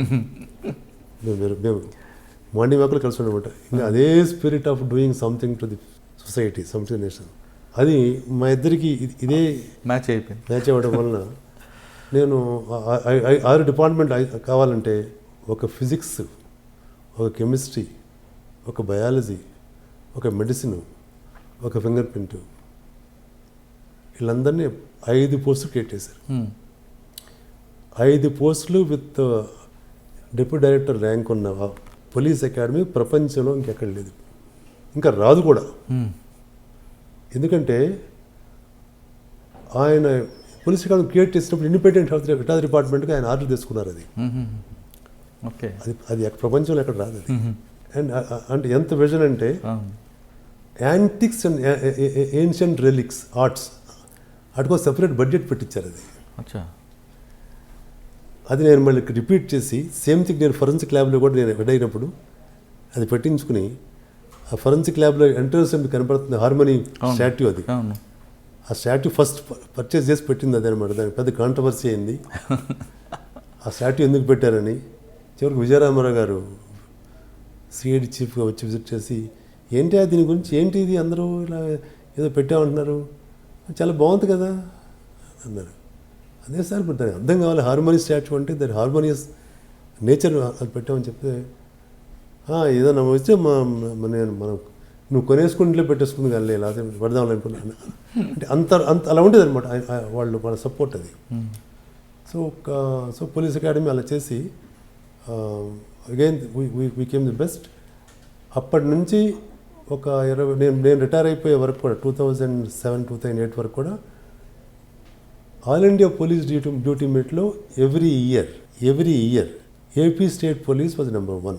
కరెక్ట్. అండ్ ఆల్సో టోటల్ ఒక 20 ఐటమ్స్ ఉంటాయి, నాకు కూర్చోవాలి 27 ఐటమ్స్ ఉంటాయి. 20లో 15 ఐటమ్స్ వాటిలో మనమే ఫస్ట్ వచ్చేవాళ్ళం. మీ వల్లే ట్రైనింగ్ కానీ అందుకు కూడా అలా ఉంటుంది. మంచి సపోర్ట్ స్టాఫ్ ఉండేవాళ్ళు మా దగ్గర. అండ్ రామ్మోహన్ లాంటి నా దగ్గర ఇనిషియల్గా ఏఆర్ఎస్ఐగా మొదలు అంటే బాంబ్ డిఫెన్స్ అయినా సరే అతను వాళ్ళ మెరిట్ గ్రహించి అతను నేను పైకి తీసుకొచ్చేసేసి ఈ సైబర్ ఫోరెన్సిక్ చేయడం. అలాగే మిగిలిన కొంతమంది ఆఫీస్ వాళ్ళు కూడా వాళ్ళందరూ మనం ఎంకరేజ్ చేస్తాం అనమాట అండి. సో అందరూ వాళ్ళు ఎక్సెల్ అయ్యారు ప్రతి ఒక్కొక్క డిఫరెంట్ ఫీల్డ్స్లో. సో దానివల్ల ఏంటంటే ట్రైనింగ్ అన్ని రకాలుగా మనం ఇవ్వడం అది సాధ్యమైంది. అది సార్ అప్పాలో ఎంతకాలం పనిచేశారు? అప్పా నుంచి ఎఫ్ఎస్ఎల్కి ఎప్పుడు వచ్చారు? అప్పాలో 88, 89, 90, 91, 92 ఆల్మోస్ట్ 5 years పనిచేశానండి అప్పాలో. 4.5 years పైన పనిచేశాను. సో 92 May 1st అఫ్కోర్స్ నేను May 1st అయినా April 29th నేను ఛార్జ్ చేసుకున్నాను, ఎందుకంటే ఆ తర్వాత 2 days హాలిడేస్ వచ్చినాయని. సో ఆ తర్వాత ఏప్రిల్ 20 ఆ రోజు అప్పటి నుంచి 2006 నార్మల్ రిటైర్మెంటు. ఆ తర్వాత మధ్యలో నన్ను ఐజీపీగా అప్గ్రేడ్ చేయడము, రిటైర్మెంట్ అయినా సరే రిటైర్ అవనీయకుండా 1 year ఎక్స్టెన్షన్ ఇవ్వడం. ఇంకో ఇయర్ కూడా ఎక్స్టెన్షన్ ఇస్తానంటే లేదులేండి, నాకు క్రైమ్ స్టాపర్స్ అనేది పెట్టుకోవాలని ఎప్పుడూను, ఎందుకంటే క్రైమ్ కంట్రోల్ కావట్లేదు మనం ఎన్ని చేసినా సరే అనేది నేను చేయడం. అది పెట్టిన తర్వాత ఎన్ని చేసినా సరే ట్రూత్ అనేది మేము ఇవ్వగలిగినా కానీ 15 ఏళ్ళు ఫోరెన్సిక్ ల్యాబ్ హెడ్ కానీ ట్రూత్ స్లిప్స్ ఇచ్చినా కానీ జస్టిస్ రావడానికి చాలా డిలే అవుతాయింది. సో దీంట్లో కూడా నేను వర్క్ చేయాలనుకున్నాను ఇండిపెండెంట్గా అని చెప్పేసి ట్రూత్ క్లాస్ పెట్టడం ఇవన్నీ కూడా జరిగింది అనుకోండి. సో అలాగా కంటిన్యూస్గా 15 years పనిచేస్తాను. 92 to 2007. సార్ ఇప్పుడు నేను 2004 నుంచి స్టార్ట్ చేస్తాను, అంటే నేను అప్పటి నుంచి మీకు దగ్గర అవుతూ వచ్చా. అంతవరకు సిటీలో ఎక్కడైనా దీన్దార్ అంజుమాన్ ఇష్యూ అవ్వచ్చు, లేదా స్నాచింగ్లు అవ్వచ్చు, వరుస బాంబ్ బ్లాస్ట్ అవ్వచ్చు, ఈ స్ట్రాబింగ్లో ఏదైనా ఎఫ్ఎస్ఎల్కి రావాలి. కొంతకాలం వరకు సార్ ఎఫ్ఎస్ఎల్ సిటీలో ఎక్కడ మర్డర్ జరిగినా ఎఫ్ఎస్ఎల్ రిపోర్ట్ డిలే అవుతుంది అనేది ఒక ముద్ర ఉండేదండి. క్రమేపీ అది దూరం అవుతూ వచ్చింది. అంటే ఎఫ్ఎస్ఎల్ అనేది ఒకేసారి 2004 అనుకుంటా, 2002లోనూ జూబ్లీస్ కార్ బాంబ్ ప్లేస్ ఇష్యూ అప్పుడు ఎఫ్ఎస్ఎల్ అనేది ఒకేసారి బాగా హైక్ అయింది. ఒకసారి ఆ జూబ్లీస్ కార్ బాంబ్ కేసులో ఒక మీడియా వాహనం దగ్ధం అవ్వడం, ఒక టార్గెట్ మిస్ అవ్వడం, అసలు ఎటువంటి క్లూస్ లేవు. ఆ టైంలో గాంధీ గారి టీం అక్కడ రావడం, ఆ క్లూస్ ఏ విధంగా మీరు ఐడెంటిఫై చేస్తారు? అంటే అదొకటే అని కాదు, జనరల్గా ఏంటంటే ఇప్పుడు క్రైమ్ ఇప్పుడు సిఆర్పిసిలో కూడా ఇన్వెస్టిగేషన్ అంటే investigation is search for the truth, section 2H ప్రకారం. And officer assigned the responsibility of investigation should immediately proceed to the scene of offense or scene of crime incident and then start collecting evidence and collect evidence objectively అనుంది. దాని ప్రకారం ఇవాళ కూడా జరగట్లేదు. అంటే immediately proceed to the scene 1992లో నేను join అయినప్పటికి ఇమీడియట్లీ అనేది క్వశ్చన్ లేదు, అది అవర్స్ పట్టేదనమాట. దీని మీద నేను ఫోకస్ చేసి ఫస్ట్ అప్పుడు నాయుడు గారు ఇంటెలిజెన్స్లో ఉండేవారు కాబట్టి నాకు అలా కంటిన్యూస్గా of course we travel together through out the career, ఆయన చివరి వరకు కూడాను, నా చివరి వరకు కూడాను. సో ఆయన ఎప్పటికప్పుడు నేను ఐడియాస్ చెప్పడం, సపోర్ట్ చేయడం, బడ్జెటరీ సపోర్ట్ కానీ గవర్నమెంట్ సపోర్ట్ కానీ కావాలంటే ఆయన ఎప్పటికప్పుడు చేసేవారు అనమాట. ఈ క్లూస్ టీమ్ పెట్టాలంటే, అలాగే క్రైమ్ సీన్ కలెక్షన్ కిట్స్ ఇవ్వాలంటే ఆయన ఎంబీ బస్సరా గారు ఇప్పుడు P&L ఇన్ఛార్జ్గా ఉంటే ఆయన దగ్గర పంపించి ఆయన అందరికి వెళ్ళి పోలీస్ అకాడమీ నుంచి అందరికి first evidence collection kit bags ఇచ్చింది మేమే మన కంట్రీలో. అది మొదలుపెట్టాము. తర్వాత క్లూస్ టీమ్ పెట్టడానికి కూడా ఫస్ట్ ఫోరెన్సిక్ ల్యాబ్లో 1994-95లో మొదలుపెట్టాం అనమాట అండి. హైదరాబాద్ సిటీలో ఆర్పి సింగ్ గారు అప్పట్లో కమిషనర్ ఉండేవారు, ఆయన ద్వారా పెట్టించారు అనమాట. కారణం ఏంటంటే క్రైమ్ సీన్కి ఇమీడియట్గా వెళ్ళకపోతే మీకు ఎవిడెన్స్ అంతా లాస్ట్ అయిపోద్ది. అప్పట్లో ఏంటంటే అట్లీస్ట్ మేజర్ సిటీస్, మేజర్ టౌన్స్లో, మేజర్ సిటీస్లో పెట్టేసాము. అబౌట్ 1 hourలో సిటీలో అన్ని వెళ్ళిపోయాయండి. అది ఇప్పట్లో ఇప్పుడు కూడా ఆల్మోస్ట్ అదే టైం మెయింటైన్ అవుతుంది. డిస్ట్రిక్ట్స్లో అయితే కొంచెం లేట్ అయ్యేది. బట్ ఆ డిలేస్ ఇంకా కూడా పెద్ద మార్పులు రాలేదు ఇప్పటికి కూడా. సో రీజన్ ఏంటంటే అది డిలే అవ్వడం వల్ల కారణం ఏమవుతుందంటే కొంత ఎవిడెన్స్ లాస్ట్ అవుతుంది, డిస్టర్బ్ అయిపోతుంది. ప్లస్ ఎవరైతే క్రైమ్ చేశారో వాళ్ళ ఎవిడెన్స్, ఫర్ ఎగ్జాంపుల్ మీరు లాస్ట్ ప్లేస్ చెప్తున్నారు కాబట్టి ఆ ఎవిడెన్స్ ఆల్మోస్ట్ 100 to 150 feet అది స్ప్రెడ్ అయిపోయింది అంతాను. అయినా సరే మన టీం వెళ్ళడం అన్నా సెర్చ్ మెథడ్స్ ఉంటాయి అనమాట. స్పైరల్ మెథడ్ అని చెప్పేసి ఇలా రౌండ్ వెళ్ళాలి, ఇలా గ్రిడ్ చేసి వెళ్ళండి, జోన్ చేసి వెళ్ళండి అని చెప్పిన తర్వాత చివరికి ఆ బ్లాస్ట్ అయిపోయిన ఆ మైన్యూట్ అది వైర్స్ కానీ ఆ మెటీరియల్ కానీ దాంట్లో మనకి దొరికింది అనమాట అండి. సార్ ఆ రోజు ఆ కేసులో మీరు కూడా స్పాట్కి వచ్చినట్టున్నారండి. వచ్చాను. ఫియట్ కార్ ఉంటుంది, వాళ్ళ టార్గెట్ పరిటాల రవి. కానీ పరిటాల రవి కారు మూవ్ అవుతుంది, వెనకున్న ఒక మీడియా వెహికల్ వస్తుంటుంది. ఈ బ్లాస్ట్ అయిన తర్వాత మీరు టార్గెట్కి అదే అని అనుకున్నారా, లేదు ఇంకా వేరే ఏదేమో ఉండి మిస్ అయిందని మీరు అనుకున్నారా? అంటే టార్గెట్ పరిటాల రవి అని మీరు అప్పుడే గెస్ట్ చేస్తుంటారా? కొంచెం టైం పట్టింది, ఎందుకంటే మాకు సిచ్యువేషన్ అండర్స్టాండ్ చేసుకోవడం అచ్చా. పోలీస్కి ముందు తెలుసు మాకు కూడా తెలిసింది చూసాయిగా. ఒక 1 or 2 అవర్స్లో మాకు కూడా అర్థమైపోయింది అది. సో పోతే ఎలా పెట్టారనేది మాత్రం మాకు మ్యాక్సిమం ఒక 3-4 అవర్స్లో కూడా మాకు అర్థమైపోయింది. ఎలా జరిగి ఉండొచ్చు, బ్లాస్ట్ జరిగి ఉండొచ్చు. బ్లాస్ట్ తాలూకా అవశేషాలన్నీ కూడా అన్ని పక్కలకి వెళ్ళి ఉంటాయి, అవి మనకు దొరకాలి. దాంట్లో యూజ్ చేసిన మెటీరియల్ దొరకాలని చెప్పేసి మనం అన్ని రకాలకు వెళ్ళాము. అంటే కంప్లీట్ బ్లాస్ట్ అయిపోయింది అది మాకు. అఫ్కోర్స్ దాంట్లో యూజ్ చేసిన కెమికల్ ఎక్స్ప్లోజివ్ అది ఒక ఎత్తు, డెటనేటర్ ఒక ఎత్తు, అలాగే దానికి యూజ్ చేసిన ఎలక్ట్రానిక్ పార్ట్స్ కొన్ని ఒక ఎత్తు అనమాట. అది టైమర్ కానీ ఇవన్నీ కూడా సెట్ చేసుకుంటారు అనమాట అది. సో చివరికి మనకి అన్ని పార్ట్స్ దొరికినమాట, పార్ట్ బై పార్ట్ అన్ని దొరికినాయి. అంటే ఈ మొత్తం ప్రక్రియ పూర్తవడానికి ఎన్ని గంటలు పట్టిందండి? అఫ్కోర్స్ సెకండ్ డే మార్నింగ్ కూడా వెళ్ళాము, కొన్ని దొరకనాయి. అది మనకి మామూలే, ఒక్కసారి 4-5 అవర్స్ దొరకపోవచ్చు. మీకు ఈ మాట చెప్పాలంటే బంగారమ్మ మర్డర్ కేసు అని మీరు ఉన్నారో లేదు మర్డర్ కేసు అని అప్పట్లో ఈ దీని వెనక లాల్ బహదూర్ స్టేడియం వెనక ప్రక్కన అపార్ట్మెంట్స్ ఉండే. అప్పట్లో అప్పుడు అపార్ట్మెంట్స్ చాలా తక్కువ ఉండే. Apartment complex Ravindrabad back side apartments అండి? కాదు ఎల్బీ స్టేడియం బ్యాక్ సైడ్. దాని ఏరియా ఏమంటాము మనం? ఆనంద నగర్ కాదు, ఆదర్శ నగర్ ఎమ్మెల్యే క్వార్టర్స్ కదా. కాదు ఇటు పక్కన. అయితే బంగారం మర్డర్ కేసు చాలా ఫేమస్ అనమాట. ఆ కేసులో అయితే నేను శేషగిరావు గారని ఉండారు డీసీపీ ఆయన, డీసీపీ క్రైమ్స్ అనమాట. మేమిద్దరం కనీసం ఒక 10 days రోజు వెళ్ళి కూర్చునేవాళ్ళం క్లూ దొరకకపోతే. అంటే వెళ్ళేవాళ్ళం, లోపల చూసేవాళ్ళం, ఎక్కడ కనపడేది కాదు. వాడు సస్పెక్ట్ ఓన్లీ సర్వెంట్ మేడాడు, 18-year-old బాయ్ అనమాట, యంగ్ బాయ్. వాడు చూస్తేనేమో అమాయకుడిలాగా ఉన్నాడు. వాడు మర్డర్ చేస్తాడా అనేది అనుమానం పడట్లేదు. వాడు ఎంత అమాయకుడు అంటే వాడు మాకేం తెలియదు సార్, ఆవిడ చెప్పేవారు చేసేవారని చెప్పేవారు. చివరికి మాకు ఎప్పుడైతే చూడగా ఒక తలుపు డోర్ క్రివైస్ వెనుక స్మాల్ స్పాట్స్ కనపడి, అంతకుముందు దాని వెనుకున్న కట్టెను చూసాం. కట్టెన్ మీద మాకేం కనపడలా. అంటే కట్టెను వాడు క్లీన్ చేశాడు, అప్పటికే కట్టెన్ క్లీన్ చేసేసాడు. బట్ తలుపు ఓపెన్ చేసేటప్పుడు వచ్చే లోపల ఉంటాయి కదా, దాంట్లో రెడ్ డాట్స్ కనపడి. అచ్చా, అంటే దూరబంధానికి డోర్కి మధ్యలో. అప్పుడు కానీ మాకు తెలియదు. ఇట్స్ టుక్ 7-8 days అనమాట. రోజు వెళ్ళి కూర్చునేవాళ్ళం అక్కడ.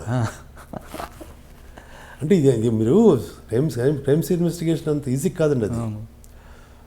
సస్పెషన్ మనకు వస్తే మనం ఏమైనా చేస్తాం. వాడిని అతను ఏమైనా చేయాలంటే చేయడానికి కూడా మనకు రీజన్ కనపట్లేదు. ఎవరు బయట నుంచి ఎవరు రాలేదు. హస్బెండ్ ఊరికి వెళ్ళారు. ఆ టైంలో కానీ ఈ టైంలో కానీ హస్బెండ్ ఊరికి వెళ్ళారంటే ఏమైనా చేయించారా అనేది ఉండేది అప్పుడు కూడా. And some people started saying అనమాట, జరిగి ఉండొచ్చు అని. బట్ చివరికి అది దొరికే వరకు మాకు తెలియదు. అప్పుడు మేము చేస్తే ఇది క్లీన్ చేసేవా కదరా, క్లీన్ చేయాలి అంటే బయట కట్టెన్ క్లీన్ చేసే డోర్ క్లీన్ చేయరన్నారా? సో అంటే అప్పుడు మీడియా ప్రభావం తక్కువ ఉంది కాబట్టి మీకు అది కూడా దొరికింది. కరెక్ట్. ఇప్పుడు అంటే అది కూడా డిస్టర్బ్ అయిపోయింది. అంటే ఇప్పుడైనా అదే పద్ధతులు అవే అడాప్ట్ చేయాలండి. కొన్నిటికి అప్పటికప్పుడు రాదు. అందుకనే చాలామందికి ఇప్పుడు కూడా ఇన్వెస్టిగేషన్లో రిజల్ట్ రాకపోవడానికి, అంటే కన్వర్షన్ రేట్ ఇంకా కూడా చాలా తక్కువ ఉండడానికి కారణం ఏంటంటే శేషగిరావు గారికి ఉన్నంత tenacity, open mind, at the same time long hours of working, hard working, focus on the job. ఇంత టైము ఒకటే ఉండట్లేదు. ప్లస్ యాటిట్యూడ్లో కూడా త్వరగా చేసేసేయాలనేది వచ్చేస్తుంది. కానీ అప్పట్లో కూడా అందరూ ఉండేవాళ్ళు. శేషగిరావు లాంటి వాళ్ళు ఎక్కువ మంది ఉండేవాళ్ళు. ఇప్పుడు తగ్గిపోయింది అది. కేసులు కూడా పెరిగిపోయినాయి అనుకోండి. సో ఇవన్నీ చాలా కారణాలు. ఓకే సార్, బంగారం కేసుతో పాటు జూబ్లీస్ కార్ బాంబ్ కేసులో కూడా మీరు వెళ్ళడం, ఆ టీం అంతా చూశారు. ఇంత మీరు చెప్పారు సిఆర్పిసిలో ఒక ఆఫీసర్ వెళ్ళి విజిట్ చేయాలనేది. కానీ ఇప్పుడున్న తర్వాత పరిస్థితుల్లో కింద సిబ్బంది మాత్రం వెళ్తున్నారు, కానీ మీ స్థాయి ఆఫీసర్ ఎవరో స్పాట్ విజిట్ చేయడం ఒక మైనస్ అనుకోవాలా? అది కమిట్మెంటేనండి. అది కమిట్మెంట్ ది ప్రొఫెషన్ ఉన్నప్పుడు చిన్నదా పెద్ద అని కాకుండా నేను ఆ టైంలో నేను I must say that almost ఒక 10% కేసు నేను వెళ్ళేవాడిని. చూసా, ఎక్కడ క్రైమ్ జోన్నే మీరు ఉండేవారు. ముందు రామ్మోహన్ రావు గారు, తర్వాత మీరు, లేదా ఆయన ముందు మీరు, తర్వాత ఆయన. ఈవెన్ టుడే బిలీవ్ మీ, అంటే I'm going to the front just example కోసం, I don't want bypass the entire procedure. Truth ల్యాబ్స్లో కూడా మంత్లీ 10 ఇన్వెస్టిగేషన్స్ చేస్తాం మనం. ఇప్పటికి 10 ఇన్వెస్టిగేషన్స్ పర్ మంత్. యావరేజ్ తీసుకుంటే ఈ 10 ఇన్వెస్టిగేషన్స్ కలిపి ఒక 15-20 కోట్ల వాల్యూ ఉంటుంది. వా, ఈ 10 ఇన్వెస్టిగేషన్ పర్ మంత్ చేస్తాం అటువంటి. వీటిల్లో ఈ మధ్యలో నాకు ఈ కొత్త responsibilities like genome foundation MD and chairman Andhra Pradesh Gandhi స్మారక నిధి, ఇవన్నీ రావడం వల్ల నాకు కొంచెం టైం కుదరట్లేదు. కానీ ఒక 3-4 ఇయర్స్ వరకు నేను ప్రతి నెల 2-3 క్రైమ్ సీన్స్ నేను కూడా వెళ్ళేవాడిని. It may be Kashmir, it may be Kerala, it may be Himachal Pradesh, or it may be Bihar.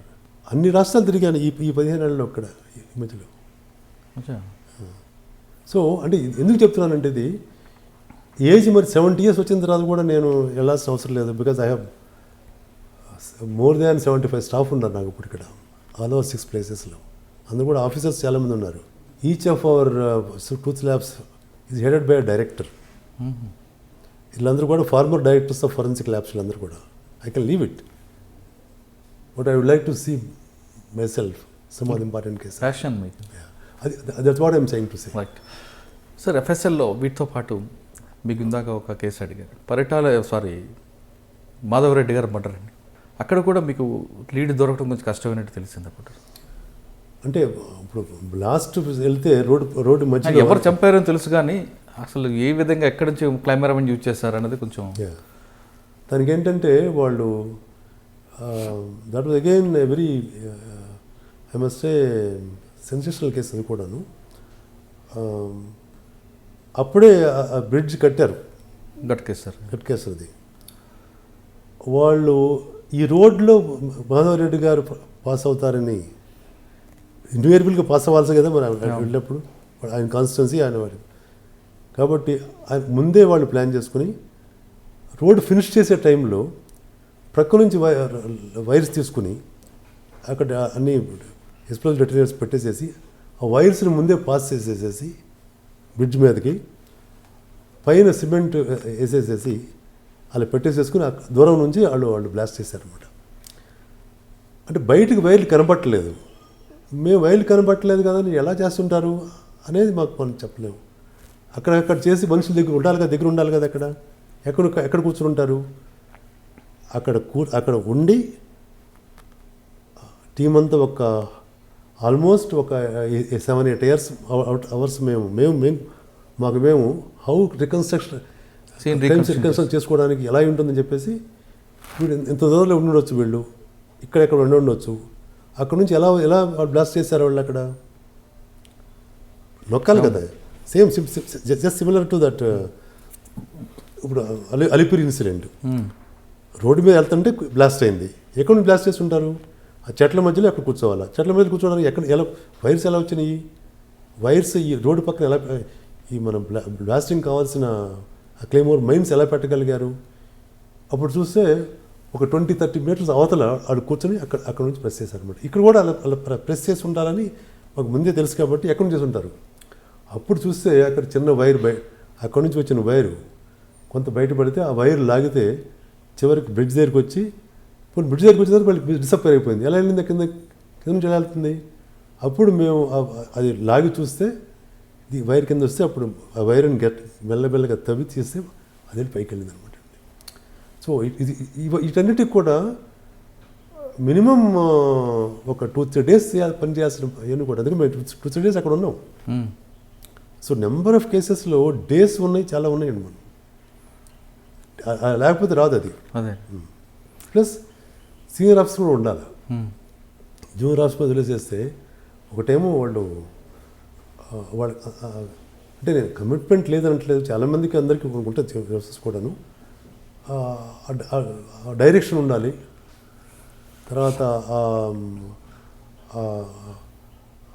Imagination ఉండాలి, పాసిబిలిటీస్ ఎక్స్ప్లోర్ చేయాలా, హైపోథసిస్ వాళ్ళకి ఒక ఐడియా తట్టాలి. ఇవన్నీ కూడా ఎక్స్పీరియన్స్ ఉన్న వాళ్ళకి అడ్వాంటేజ్ ఉంటుంది అనమాట అది. అచ్చా సార్, అదేవిధంగా ఏటూరు నాగారం ఆ ప్రాంతంలో ఒక ఆర్టీసీ బస్సు దగ్ధమైనప్పుడు మొత్తం బాడీస్ అన్నీ కూడా 32 బాడీస్. దాన్ని ఐడెంటిఫై చేయడం అనేది ఒక పెద్ద టాస్క్లా తీసుకున్నారు. ఒకసారి ఆ టాస్క్ గురించి. అది కూడా చాలా అంటే మరి భలే గుర్తుపెట్టుకున్నారు. నాకు ఇప్పుడు నేను I'm able to suddenly remember. కానీ పాపం అందరూ కూడా బస్ ట్రావెలర్స్ కాబట్టి, కొంతమంది ఫ్యామిలీస్ ఉన్నారు, కొంతమంది పిల్లలు ఉన్నారు, అలా అన్నీ ముద్దయిపోయినాయి. ఐ థింక్ హార్డ్లీ 32లో ఒకళ్ళిద్దరు గుర్తుపట్టారు, మిగిలినవి కూడా మన దగ్గరికి వచ్చేసింది అనమాట. బాడీస్ వచ్చినాయి, బస్సు వచ్చేసింది. బాడీస్తో పాటు రిలేటివ్స్, ఫ్యామిలీ మెంబర్స్ వచ్చేసారు. ఎందుకంటే వాళ్ళు బాడీస్ రికవర్ చేసుకుని మళ్ళీ ఆడు కమ్యూనికేషన్ చేసుకోవాలి కదా కర్మకాండలన్నీ. So it was hell of a task. అప్పుడు జోసెఫ్ అనే ఒక అసిస్టెంట్ డైరెక్టర్ ఉండేవాడు. ఇంకా సబార్డినేట్ స్టాఫ్ ఈ పాండు, వెంకన్న వీళ్ళందరూ ఉన్నారు అప్పుడు టైంలో. వీళ్ళందరినీ నైట్ నేను వెళ్ళలేదు. మీకు కావాలంటే ఇక్కడ ఫోన్ చేయండి, you have to work and ultimately you have to complete this. DNA అప్పుడే డిఎన్ఏ సెక్షన్ మనం పెట్టాం. అప్పట్లో ఏది first state level DNA lab అనమాట మంది పెట్టాం. సో డిఎన్ఏ ద్వారా చేయాలి. అది only otherwise only blood grouping చేస్తే ఏది కాదు, ఇది డిఎన్ఏ చేయాల్సిందే. టైం కన్సూమింగ్, టెక్నాలజీ ఓరియంటెడ్ చేయాలని చెప్పేసి I think third day, I think 72 అవర్స్లో we could identify all the victims అనమాట. కానీ అప్పుడు డిఎన్ఏ కిట్స్ కూడా తక్కువ ఉండేవి కదండి. కిట్స్ అంటే అప్పటికప్పుడు తెప్పించుకున్నాం మనం. అంటే నేను నా టైంలో కిట్స్ డబ్బు లేక అక్కడ ఆగలేదు. ఫండ్ ఫుల్ ఉంది. అది ఒక రకం ఏంటంటే అందరూ నాకు ఈ ఫౌండేషన్ సరిగ్గా వేయడం వలన పీపుల్ లైక్ అంజయ్ రెడ్డి గారు కానీ, విజయరామారావు గారు కానీ, అంటే టాప్ సీనియర్ పీపుల్ అందరూ కూడా, అంటే వెల్ మీనింగ్ పీపుల్ అందరూ కూడా సపోర్ట్ చేసేవారు. కోర్స్ అది బిగినింగ్లో వాళ్ళు, ఆ తర్వాత కూడా అందరూ పాపం నాకు బడ్జెట్ కానీ దేనికి కానీ వేయదు కాదు. అంటే ఈవెన్ నాకు ఐజీ ర్యాంక్ ఇవ్వడానికి కూడా నువ్వు ఆ టైంలో జాయిన్ అయినట్లయితే ఇలా ఉండేవాడు కాబట్టి నీకు ర్యాంక్ ఇవ్వడానికి వీలేదు, ఏం అభ్యంతరం అని చెప్పి ఇచ్చారనమాట. సో ఆ తర్వాత కూడా మేము డబ్బు అడిగితే ఇప్పుడు ఇంకా నాకు బాగా గుర్తున్నమాట, ధర్మారావు గారు హోమ్ మినిస్టర్, హోమ్ మినిస్టర్ ఆయన all party Dharmarao. So March 31st budget last day, even today 31st అందరం మేము 30th కల్లా డబ్బు ఎక్కడ చూసుకుని ఖర్చు పెట్టాలని వెళ్ళిపోయేవాళ్ళు అనమాట. ఆ రోజు కూడా అదే జరుగుతుంటే ఒక సంవత్సరంలో 1.5 crores డబ్బు మోడర్స్ పోలీస్ ఫోర్స్ డబ్బు మనీ మిగిలిందనమాట. నేను అప్లికేషన్ పెట్టాను, నాకు ఎక్విప్మెంట్ కావాలని. ఇంటెలిజెన్స్ వాళ్ళు ఒక అప్లికేషన్ పెట్టారు, అదే ఒక ప్రపోజల్ పెట్టారు. ఇంకొక ప్రపోజల్ సిఐడి వాళ్ళు ఎవరు పెట్టారు అనమాట. అయితే ధర్మారావు గారు తీసుకువెళ్ళి ఫైల్ తీసుకువెళ్ళి విజయభాస్కర్ రెడ్డి గారికి ఇది ఇంపార్టెంట్, ఇది చేయమని చెప్తే దాంట్లో ప్రపోజల్ చూసి ఎవరెవరు అడిగారు, ఇది గాంధీకి ఇచ్చేయండి అన్నారంట. అంటే గాంధీకి ఇచ్చేయండి ఏంటి అసలు, ఇది లెక్క ఏంటది? వాళ్ళు అడిగిన వాళ్ళు పేర్లు మేలు చూడండి, ఏం అడిగారు అసలు, వాళ్ళు ఎక్విప్మెంట్ ఏం అడిగారు, వాళ్ళు ఆర్మ్స్ ఏం అడిగారు, ఎమ్యూనిషన్ ఏం అడిగారు, అవి లేకుండా గాంధీకి ఇచ్చారు. ఇంత త్వరగా ఇప్పుడు కరెక్ట్గా స్పెండ్ చేయాలంటే వీళ్ళందరూ ఏం అవుతుంది, గాంధీకి ఇస్తే వీళ్ళు డూ ఇట్ జస్టిస్ చేస్తారని చెప్పేసి అన్నారు. ఆ తర్వాత ఆయన నుంచి గాంధీ నీకు ఎలా తెలిసా విజయభాస్కర్ రెడ్డి గారు అంటే, పర్సనల్గా నాకేం తెలియదు సార్ అది, ఆయన వినుంటారు నా గురించి. అలాగా అంటే క్రెడిబిలిటీ అనేది కొంచెం అలా ఈ పెద్ద వాళ్ళందరూ కూడా వీళ్ళందరూ గొప్ప వాళ్ళు చాలా. వీళ్ళలో తరతమ భేదాలు కానీ ఇంకా వేరే కానీ ఉండేవి కదా. అది నేను చూడలేదు నా 15 ఏళ్ళు ఇక్కడ కానీ ఇంకా ఈవెన్ పోలీస్ రికార్డులు కూడా ఎక్కడ చూడలేదు అసలు. ఇప్పుడు వచ్చేసిన ఇవన్నీ కూడా is a very painful thing అనమాట అండి. అది ఈవెన్ యూఎస్ చెప్తున్నాను, యూఎస్లో మా ప్రొఫెసర్స్ కూడా, మా స్టూడెంట్స్ కూడా ఎవరు కూడా ఇలా ఉండేది కాదు అసలు. అది it all it's a very demeaning thing what is happening today. Sir మీ కెరియర్లో ఒక అనార్ గుప్తా, ఒక తెహల్కా, ఒక జార్ఖండ్ సిబోరిన్ కేసు, ఇటువంటి చాలా కేసులు కనిపిస్తుంటాయి. ఒక్కసారి అనార్ గుప్తా కేసు చెప్పండి, ఎందుకంటే అప్పట్లో నేషనల్ మీడియాలో కూడా ఏపీఎఫ్ఎస్ఎల్ గురించి ఒక ఐటెం వచ్చింది. ఏపీఎఫ్ఎస్ఎల్ క్రెడిబిలిటీ ఏంటి అని క్వశ్చన్ చేస్తూ వాళ్ళు ఒక ఐటెం రాశారు, దానికి మనం కౌంటర్ వేయడం. 2004 అవునండి. అనార్ గుప్తా అనే అమ్మాయి జమ్మూ అండ్ కాశ్మీర్ బ్యూటీగా సెలెక్ట్ అయింది at the very young age of 18 or less than 18 అనమాట. ఆ టైంలో అది స్టోరీస్ సేస్ అనమాట. మనకు వచ్చింది కూడా కారణం ఏంటంటే జమ్మూ అండ్ కాశ్మీర్కి సెలెక్ట్ అయిన తర్వాత కొంతమంది ఆఫీసర్స్ అక్కడ ఉన్నవాళ్ళు, అంటే I don't want to name ఒకటి ఎవరనేది, సెంట్రల్ గవర్నమెంట్ కానీ స్టేట్ గవర్నమెంట్ కానీ ఆర్మీ కానీ ఆఫీస్ అందరూ కూడా ఆ అమ్మాయి అందంగా ఉందని చెప్పేసి they try to go near to her అనమాట. And try to have some kind of sexual relationship అని తెలిసి ఆ అమ్మాయి వాళ్ళ పేరెంట్స్ ఒప్పుకోకపోతే they try to create a morphed video of her showing her in a poor light, అంటే sexual scandal వాళ్ళని చేస్తారనమాట. అది it became a notorious and చివరికి మన హైకోర్టు ద్వారా వచ్చింది మన కేసు. అది అంటే మనకు రావడం వెనక కారణం ఏంటి? ఎందుకంటే జమ్మూ కాశ్మీర్లో కూడా ఎఫ్ఎస్ఎల్ ల్యాబ్ ఉంది. అప్పట్లో పెంచలేదు లేదనుకోండి, మనకు రావడం ఏంటంటే అప్పటికి మనకు క్రెడిబిలిటీ ఎస్టాబ్లిష్ అవ్వడమే. సో అప్పట్లో ఏంటంటే ఎందుకు అయిందంటే అది అప్పటికే మనం చాలా కేసులు చేస్తున్నాం కంట్రీ లెవెల్లో. ఫర్ ఎగ్జాంపుల్ తెహల్కా కేసు అప్పటికే మనం చేస్తున్నాం అనమాట. అది ముందు మనకి ఇస్తామని చెప్తే సరే తీసుకుంటామని చెప్తే లేదు వీఆర్ సెండింగ్ టు యూకే పంపిస్తాం అని చెప్పారు.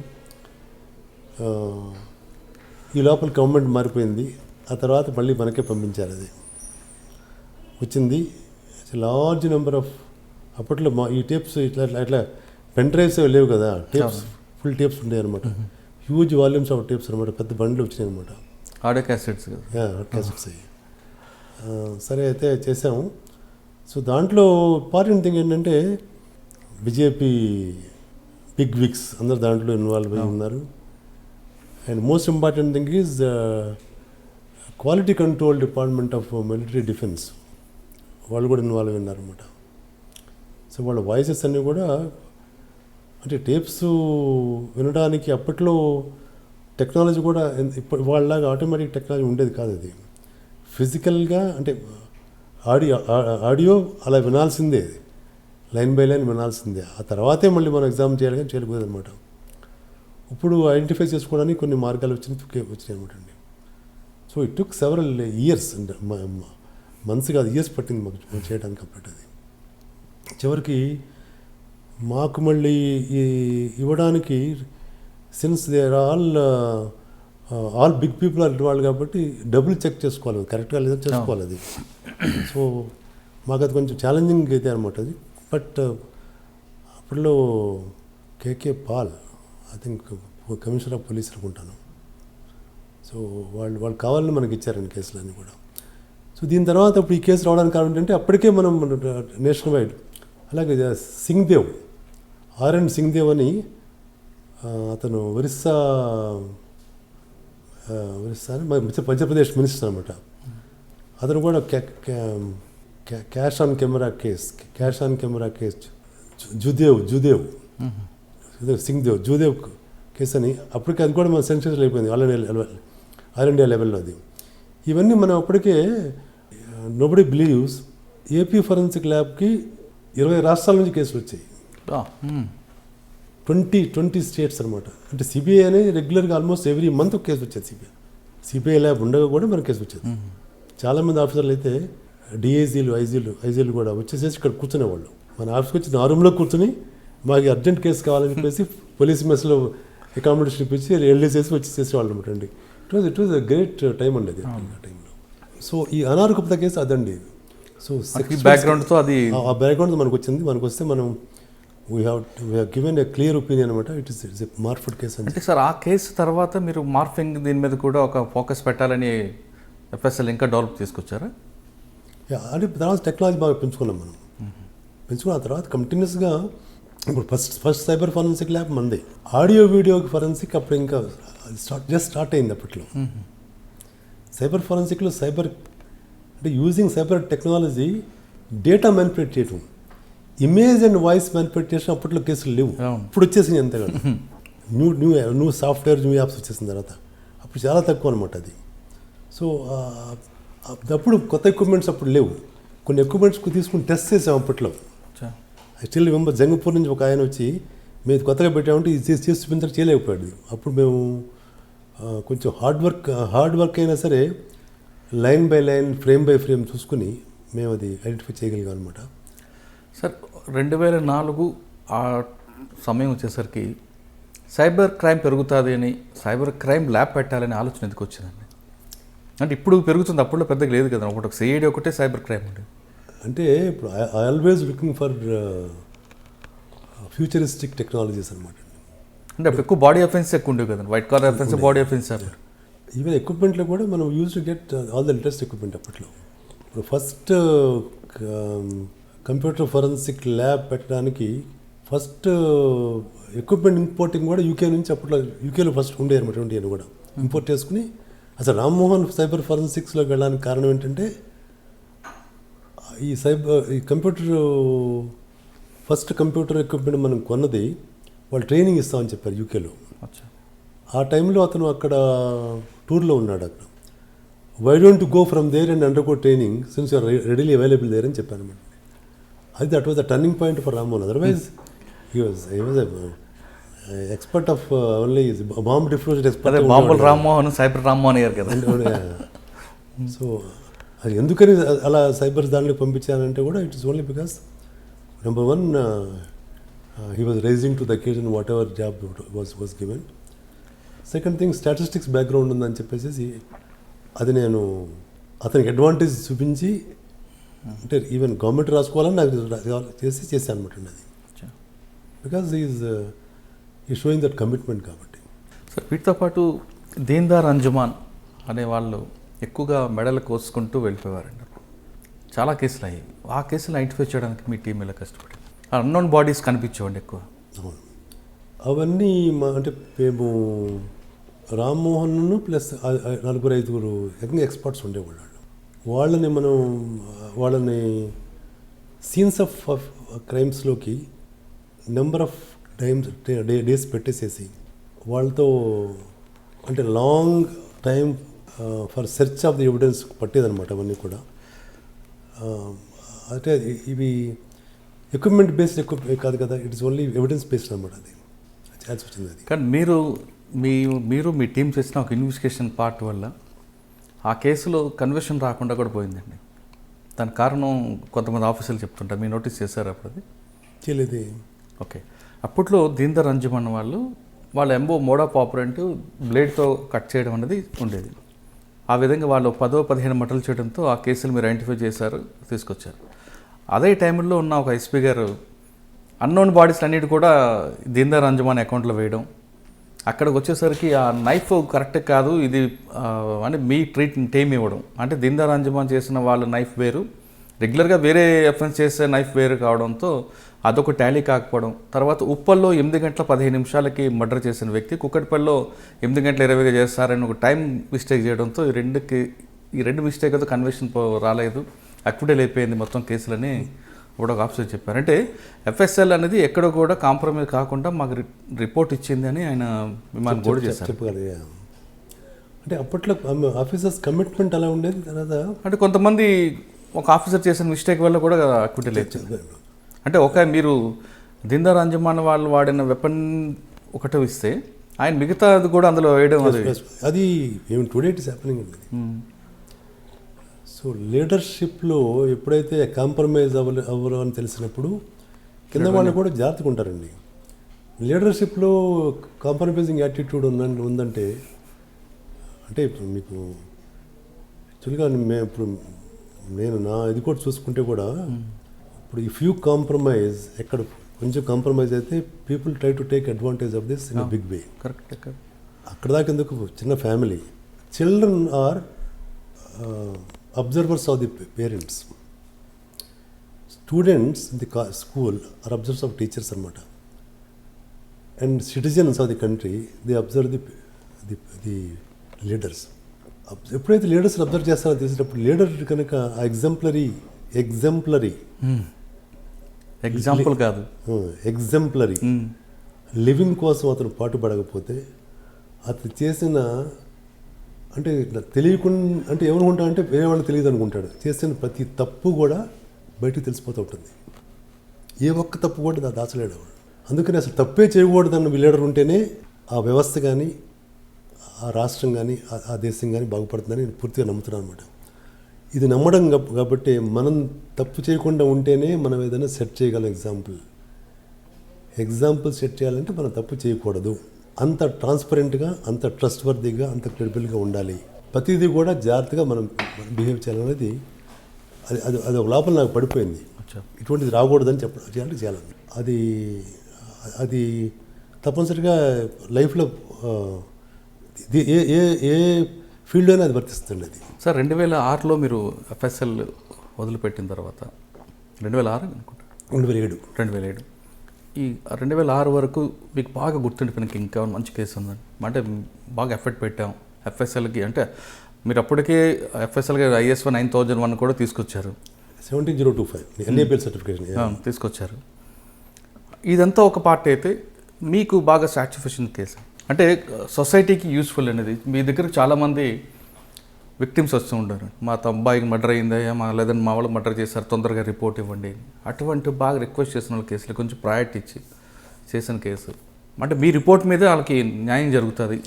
అంటే అది నాకు బాగా గుర్తుండిపోయిన కేసు ఇది ఒకటేనండి. ఆ 32 డెడ్ బాడీస్ చేసింది మాత్రం అది నేను I always feel that our people have Ryzen to the expectations అనమాట. ఇది ఇప్పుడంటే టెక్నాలజీ ఇంకా ఇంప్రూవ్ అయిపోయి వీలవుతుంది, కానీ అప్పట్లో పాపం అందరూ కష్టపడ్డారు. అది that I must say that it is a good job they have done. Coming to the JMM case కూడా అది కూడా మనం సూపర్ ఇంపోజిషన్ చేసాము. తర్వాత అంటే శశినాథ్జీ అతను చంపేశారు కాబట్టి సూపర్ ఇంపోజ్ చేసి మనం స్కల్ ఐడెంటిఫై చేసేయగలి కాబట్టి దాంతోపాటు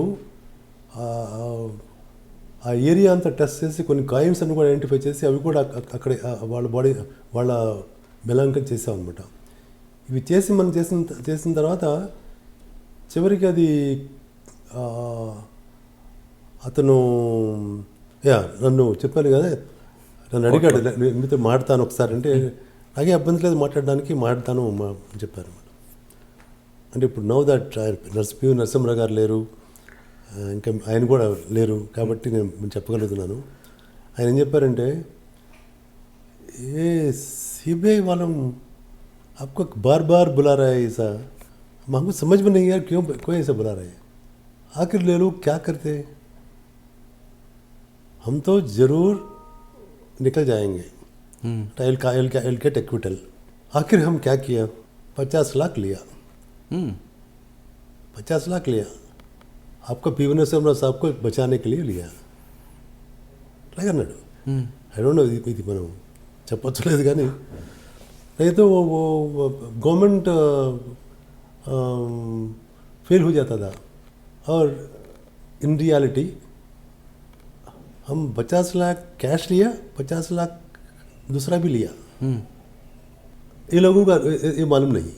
हम ज़रूर बाहर आ जाएंगे, CM बनूंगा, कैबिनेट मिनिस्टर बनूंगा అని అంటే how this man is so confident about is getting acquitted. నేను అప్పటికే 4వ సారి వెళ్ళాను and I have given opinion and డెఫినెట్గా అది అతనైనా ప్రూవ్ అయిపోయింది అది. బట్ తర్వాత ఎలా చేయగలదు అంటే ఇప్పుడు అంటే సిస్టమ్స్ ఎలా ఉన్నాయంటే అలా ఉందన్నమాట. మీరు రిప్లై ఇచ్చారు. हम तो I will not allow this to happen. I will prove my point. Defence lawyer మీరు రకరకాలుగా ట్విస్ట్ చేస్తారు. 4వ సారి ట్విస్ట్ చేసి మళ్ళీ పిలిచారు నన్ను. అయినా సరే నేను I will predict your question and answer the questions in such a way అని చెప్పాను లాయర్ కూడా. అంటే అవును మనం దేఖ రహే ऐसा है और ये लोग कुछ नहीं कर सकते ఇలా అన్నాడు. And true to what he said, he became coal minister and became CM. And his son is CM now. Systems సరిగ్గా పనిచేయకపోతే ఇలా ఉంటుందండి. పబ్లిక్కి నమ్మకం పోతుంది.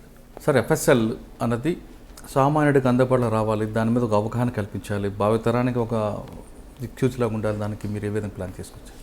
FSL నాకు ఇచ్చిన తర్వాత ఫస్ట్ నేను అండర్స్టాండ్ చేసుకోవడానికి ఒక 3-4 డేస్ కంటిన్యూస్గా నేను కూర్చొని కేసులు ఎన్ని పెండింగ్ ఉన్నాయి, ఎందుకు పెండింగ్ ఉన్నాయి, ఎందుకని లాంగ్ పెండింగ్ అవుతున్నాయి, క్వాలిటీ ఎలా ఉంది, తర్వాత డిసిప్లిన్ ఎలా ఉంది, స్టాండర్డ్స్ ఎలా ఉన్నాయి, ఇవన్నీ స్టడీ చేశానండి. స్టాండర్డ్స్ నాట్ ఓన్లీ ఫొరెన్సిక్ ల్యాబ్లే కాకుండా నేషనల్ లెవెల్లో కూడా ఒక యూనిఫామ్ స్టాండర్డ్స్ లేవు. I felt this is a very very very important thing that has been done at national level. కానీ ముందు I have to set my house in order. అలాగే forensic science ల్యాబొరేటరీలో స్టిల్ ఐ రిమెంబర్ అనమాట 1992లో 1987 rape case from Narasaraopet pending ఉంది. అంటే 87 అంటే 5-year-old case. 87 కాదు 85ది 7-year-old కేసు పెండింగ్ ఉంది. 7-year-old case rape case pending ఉంటే మనం ఏం చేసినట్లు ఇక్కడ? అందులో అప్పుడే DNA రాలేదు, ఓన్లీ బ్లడ్ గ్రూపింగే. ఎలా చేస్తున్నారు మీరు అంటే వాళ్ళ టిపికల్ క్వశ్చన్. నాట్ ఓన్లీ ఆంధ్రప్రదేశ్లో కాకుండా తర్వాత నేను వెస్ట్ బెంగాల్ అడ్వైజర్కి వెళ్ళాను, జమ్మూ అండ్ కాశ్మీర్ అడ్వైజర్కి వెళ్ళాను. వాళ్ళు చెప్పిన క్వశ్చన్ ఏంటంటే మేము మా ప్రయారిటీస్ వేరే ఉండి మేము చేసేస్తున్నాం, బట్ వీళ్ళు మళ్ళీ అడగలేదు, మమ్మల్ని మర్చిపోవడం అంటే వాళ్ళు మర్చిపోవడం ఒక ఎత్తు. అసలు మీరు ఏ ఇయర్కి ఆ ఇయర్ కేసులు పెండింగ్ అని చూసుకోవాలి కదా మీరు. పాత కేసులు అంత ఓల్డ్ కేసులు పెండింగ్ ఉంటే ఎలాగా? నేను పెండింగ్స్ తీయబట్టి తీశానమాట. So this cannot be done. 92లో 85 నుంచి 92 వరకు మధ్యలో ఉన్న కేసులు ప్రతి ఇయర్ కొన్ని ఉన్నాయి. It cannot happen. There should be some limit for this అని చెప్పి ఫస్ట్ థింగ్ ఏం చేశారంటే, మనం 100 days లోపల రిపోర్ట్ దాటితే, 3 నెలలు రిపోర్ట్ దాటితే మనం అసలు మన రిజల్ట్కి మీనింగే లేదు. అది ఎందుకంటే 3 రోజుల తర్వాత 100 days అంటే 3 నెలల తర్వాత 3 రోజుల తర్వాత మనం క్రైమ్ సీన్ దగ్గరికి వెళ్తే క్రైమ్ సీన్ ఏమైనా దొరుకుతుందా మీకు? దొరకదు. ఆల్రెడీ లేట్గా వెళ్తున్నారు, వెళ్ళి ఏదో పోలీసు తీసుకొస్తున్నారు. వాటిలో మీరు ఇలా డిలే చేస్తే దానికి వాల్యూ ఏముంటుంది అది అని చెప్తే వాళ్ళు నిజమేనండి, కాకపోతే మాకు పవర్ సప్లై ఉండదు సరిగ్గా, టైపిస్టులు లేరు, స్టాంప్స్కి బడ్జెట్ లేదు, మా శాలరీస్ ఇంక్రీజ్ అవ్వట్లేదు, మా పే స్కేల్స్ పెరగట్లేదు, కష్టాలని చెప్పుకొచ్చారు. సరే, ఫస్ట్ది పవర్ సప్లై లేదన్నారు. దీన్ని నేను I will address within 10 days. ఇక టైపిస్ట్ లేరన్నారు. This also I will address within 10 days. Then budget లేదన్నారు. Address 10 days. 100 days ప్రోగ్రామ్ పెడుతున్నాను. 10 daysలో నీకు మీ అన్ని ఇస్తాను, మిగిలిన 90 daysలో we have to bring zero pendency అని చెప్పాను. వాళ్ళు ఏమనుకున్నారంటే, ఇవన్నీ అసలు ఎక్కడిస్తాడు, ఇవన్నీ కూడాను జరిగే పని కాదు అది, సో ఇదే దాన్ని వేస్తుందామని చెప్పి అన్నారు అనమాట. స్ట్రేట్గా అంజనాడు దగ్గరికి వెళ్ళాను. అప్పుడే తిరుపతిలో ఏఐసిసి సెషన్ అన్నమాట. ఇంటెలిజెన్స్ డిపార్ట్మెంట్కి అప్పుడే మనీ వచ్చింది for taking care of arrangements అనమాట. ఎంత కావాలి గాంధీ అన్నారు. 62.5 kVA జనరేటర్ ఒకటి కొనాలి మినిమం, అది కొంటానండి. ఎంత అవుతుంది? 14 lakhs. బడ్జెట్ ఎంత కావాలి? ఒక 3-4 lakhs. ఇందుకు కూడా స్టాంప్స్ కావాలా? టైపిస్ట్ లేరంటున్నారు. ఒక ఎంతమంది కావాలి? షార్ట్ హ్యాండ్ రిపోర్టర్ నేను ఇంటెలిజెన్స్ పంపిస్తాను ఒక 3 నెలల వరకు, ఒక 4 కావాలి. ఈ 3 it happened with in next 10 days. మరి శాలరీస్ అడిగారు కదా. I'm coming to that point. Salaries అడిగితే ఏం చెప్పానంటే, ఇది మనం ఇవన్నీ చేసిన తర్వాత మన శాలరీస్ నేను రాస్తానది, you have to give some time. మీరు ఎలాగే అంటారు, మీరు నా మాతో జీరో పెండెన్సీ చేంజ్ చేసుకుని మీరు మంచి పేరు కొట్టేస్తారు మాకు అన్నారు. ఓపెన్గా మాడేవాళ్ళు ఎలాగా. అలా కాదయ్యా అని చెప్తే లేదు మీకు శాలరీ ఏమైనా పెరుగుద్ది కానీ మాకు ఎవరు ఇస్తారన్నారు. అయితే ఒక పని చేద్దాము, నేను శాలరీ తీసుకోను, మీ శాలరీ పెరిగి మీకు స్కేల్స్ కూడా పెరిగే వరకు నేను తీసుకోనని చెప్పాను. Believe me, 18 months I have not taken salary. 18 months. ఇవన్నీ నేను ఎఫర్ట్ చేయడానికి 18 months పట్టింది నాకు. 1994లో తీసుకున్న శాలరీ నేను. 92 మిగిలిన మంత్స్ కానీ 93 తీసుకోలేదు అనమాట. అప్పుడు నాది ఈ పే స్కేల్స్ పెరిగి, ర్యాంక్స్ పెరిగి, వాళ్ళకు కూడా ఎస్పీ ర్యాంక్, డిఎస్పీ ర్యాంక్ ఇచ్చేసేసి నాది ఐజీ ర్యాంక్ చేసిన తర్వాత, ఆ స్కేల్ వచ్చిన తర్వాత నేను శాలరీ తీసుకున్నాను. వాళ్ళు ఏమన్నారండి మీ వాళ్ళు? దానివల్ల క్రెడిబిలిటీ. ఏ నెల కా నెల శాలరీ తీసుకుంటే ఆఫీస్ పనిచేస్తున్నాను, and day to day improvements తీసుకొస్తున్నాను. దే క్యాంట్ అంటే డిస్బిలీవ్ మీ కదా. అవును. ఈ లోపల 100 days జీరో పెండెన్స్ చేసాం. జీరో పెండెన్స్ కూడా ఎప్పుడో ఆయన మత్స్యవర్ రెడ్డి గారు హోమ్ మినిస్టర్, ఆయన కూడా పొంగిపోయి సెలబ్రేట్ చేసుకుందాం అని చెప్పేసి ఆయనతో పాటు వచ్చి పోలీస్ మెస్లో జీరో పెండెన్సీ పెద్ద సెలబ్రేషన్ అది. And DGP he's written letters to all the DGPs of the country. 3 డీజీలు వచ్చి how can zero pendency be done అంటే వాళ్ళ ఎఫ్ఎస్ఎల్ డైరెక్టర్లు అడిగారంట. ఇదేం కుదరదండి, ఇది ఇంపాసిబుల్ అని చెప్పారంట. పీపుల్ లైక్ దొరై అని ఉన్నాడు, తర్వాత ఎంపీ డైరెక్టర్ అయ్యాడు ఆయన కర్ణాటక డీజీపీ అనమాట. మేము వచ్చి చూడాలి ఫిజికల్గా అని చెప్పేసి చూశాడు ఆయన. చూసి ఇలా అంటే ఫైల్ టు ఫైల్ చెక్ చేసి చేశారని చెప్పేసి ఎస్ దిస్ ఈజ్ పాసిబుల్ అని చెప్పేసి ఆయన రాసుకు వెళ్ళి మరీను అక్కడ కర్ణాటకలో ఇంప్లిమెంట్ చేశారు. ఇవన్నీ సంథింగ్ రిమార్కబుల్ అనమాట. ఇది ఒక ఎత్తు అయితే నెక్స్ట్ థింగ్ మీ వాళ్ళు చేశారనమాట. మీరు ఎంత కష్టపడి మమ్మల్ని మా అన్మాలు పడి మీరు రిపోర్ట్ పిచ్ చేస్తున్నారు. 30 days రిపోర్టింగ్ టైం అని అంటున్నారు. మీరు 90 days తర్వాత ఇస్తున్నాం 30 days. మేము నాన్న అంటే మేము we're working very hard for that. ఓ పక్కన పోలీసు 1 year తర్వాత పంపిస్తుంటే కేసులు 3 ఏళ్ళ తర్వాత పంపిస్తుంటే మీరేం చేస్తారు? అది మా దగ్గర 3 ఏళ్ళ తర్వాత వచ్చి 30 ఏళ్ళు పంపిస్తే మీకు అని ఉపయోగం ఉందా? మా దగ్గర 30 days తర్వాత మీరు రిపోర్ట్ ఇచ్చేసేస్తే జ్యుడిషియరీ ఒక 5-6 నెలలు వేలు పెట్టి పోయి ఉందా అన్నారు. ఇక్కడ నాకు మైండ్ కొంచెం మార్పు వచ్చిందనమాట. ఏం చేయాలని డీజీ గారితో వాళ్ళతో మాట్లాడి 30 days దాటిన తర్వాత మాకు ఫొరెన్సిక్ ల్యాబ్కి మెటీరియల్ ఆబ్జెక్ట్స్ పంపిస్తే మేము తీసుకోము అని చెప్తే అప్పుడున్న ఆఫీసర్లు అలా అంటే ఎలాగయ్యా, వాళ్ళు చాలా బిజీగా ఉంటారు. దొరగారు ఇప్పుడు I think law and order అక్కడ ఉండరు, బిజీగా ఉంటారు. ఇలా నువ్వు పెట్టొద్దు, ఓ టైము కొంచెం అట్లీస్ట్ కొంత టైం అన్నారు. సరే అయితే 2 months అన్నాను. 2 months సరే 2 months రాద్దాంలే అని చెప్పేసి 2 months రాసేస్తారు. ఆయన డివర్ లెటర్ రాశారు అందరికీ. If they won't send this exhibits within 60 days FSL will not accept అని. First of its kind in the country again. ఇది మిగిలిన వాళ్ళు ఎమ్యులేట్ చేశారు. అది అంటే ఇది కంట్రీ మొత్తం రిఫార్మ్ అయింది అనమాట ఈ దెబ్బతో. సార్ 2 నెలల వరకు వాళ్ళకి ఎందుకు టైం పడుతుందండి? దానికి నేను ఏం చేశానంటే వాళ్ళు 2 ఏళ్ళు పెట్టుకునే వాళ్ళకి మరి 2 నెలలు ఇవ్వకపోతే సైకలాజికల్గా వీళ్ళ మీద పోలీస్ మీద అంటే సీనియర్ ఆఫీసర్స్ మీద ఏం సార్ మాకు ఆ డ్యూటీ ఉంది, నెక్స్ట్ లైట్ డ్యూటీ అని చెప్తారనమాట. సార్ 2 నెలలు నేను 2 నెలలు చేంజ్ చేసి తర్వాత వాళ్ళు నేను 1 month మార్చేసాను. సాధారణంగా ఎంత 2 నెలల వరకు టైం పట్టే అవకాశం ఉంటుందండి క్లూస్ పంపడానికి? అప్పట్లో 6 months 1 year కూడా ఉండేయండి. అంటే వాళ్ళకి టైం సరిపోక లేదంటే అంటే అప్పుడు వాళ్ళు చెప్పిన జస్టిఫికేషన్ ఏంటంటే ఒక్కోసారి కల్ప్రిట్ ఇస్ అబ్స్కాండింగ్. అవును. విక్టిమ్ దగ్గర అయితే కలెక్ట్ చేస్తాం కానీ కల్ప్రిట్ ఎలా కలెక్ట్ చేస్తాం మనం? కంట్రోల్ ఎవిడెన్స్ కలెక్ట్ చేయాలా? కంట్రోల్ ఎవిడెన్స్ ఎలా దొరుకుతుంది మనకి? అది ఇవన్నీ మనకు కష్టం కాబట్టి టైం కావాలన్నారు. అంటే వాళ్ళు చెప్పింది ప్రాక్టికల్గా అంటే ఫర్ ఎగ్జాంపుల్ ఇప్పుడు ఫైర్ ఆర్మ్ ఉందనుకోండి, మనకి అక్కడ బుల్లెట్స్ దొరుకుతాయి, లేదా క్యారెక్టర్స్ దొరుకుతాయి. దొరకదు. వాడిని పట్టుకుంది మీకు సస్పెక్ట్ రాదు కదా. ఈయన దృష్టిలో పెట్టుకుని 60 days అన్నాం అనమాట అండి. అది ఎక్సెప్షనల్ కేసెస్లో మళ్ళీ మాకు రాయొచ్చు అని చెప్పాము. అది దాన్ని ఏం చేసామంటే ఎక్సెప్షనల్ కేసు మీరు రాస్తారు కాబట్టి 30 days తగ్గించేసాం. అది సో 30 days వాళ్ళు పంపాలి, 30 days మీరు రిపోర్ట్ ఇవ్వాలి. దిస్ వాజ్ గెటింగ్ ఇంప్లిమెంటెడ్ అనమాట. నెక్స్ట్ ఏంటి, 30 days జ్యుడిషియరీ అది డిస్పోజ్ చేయాలి.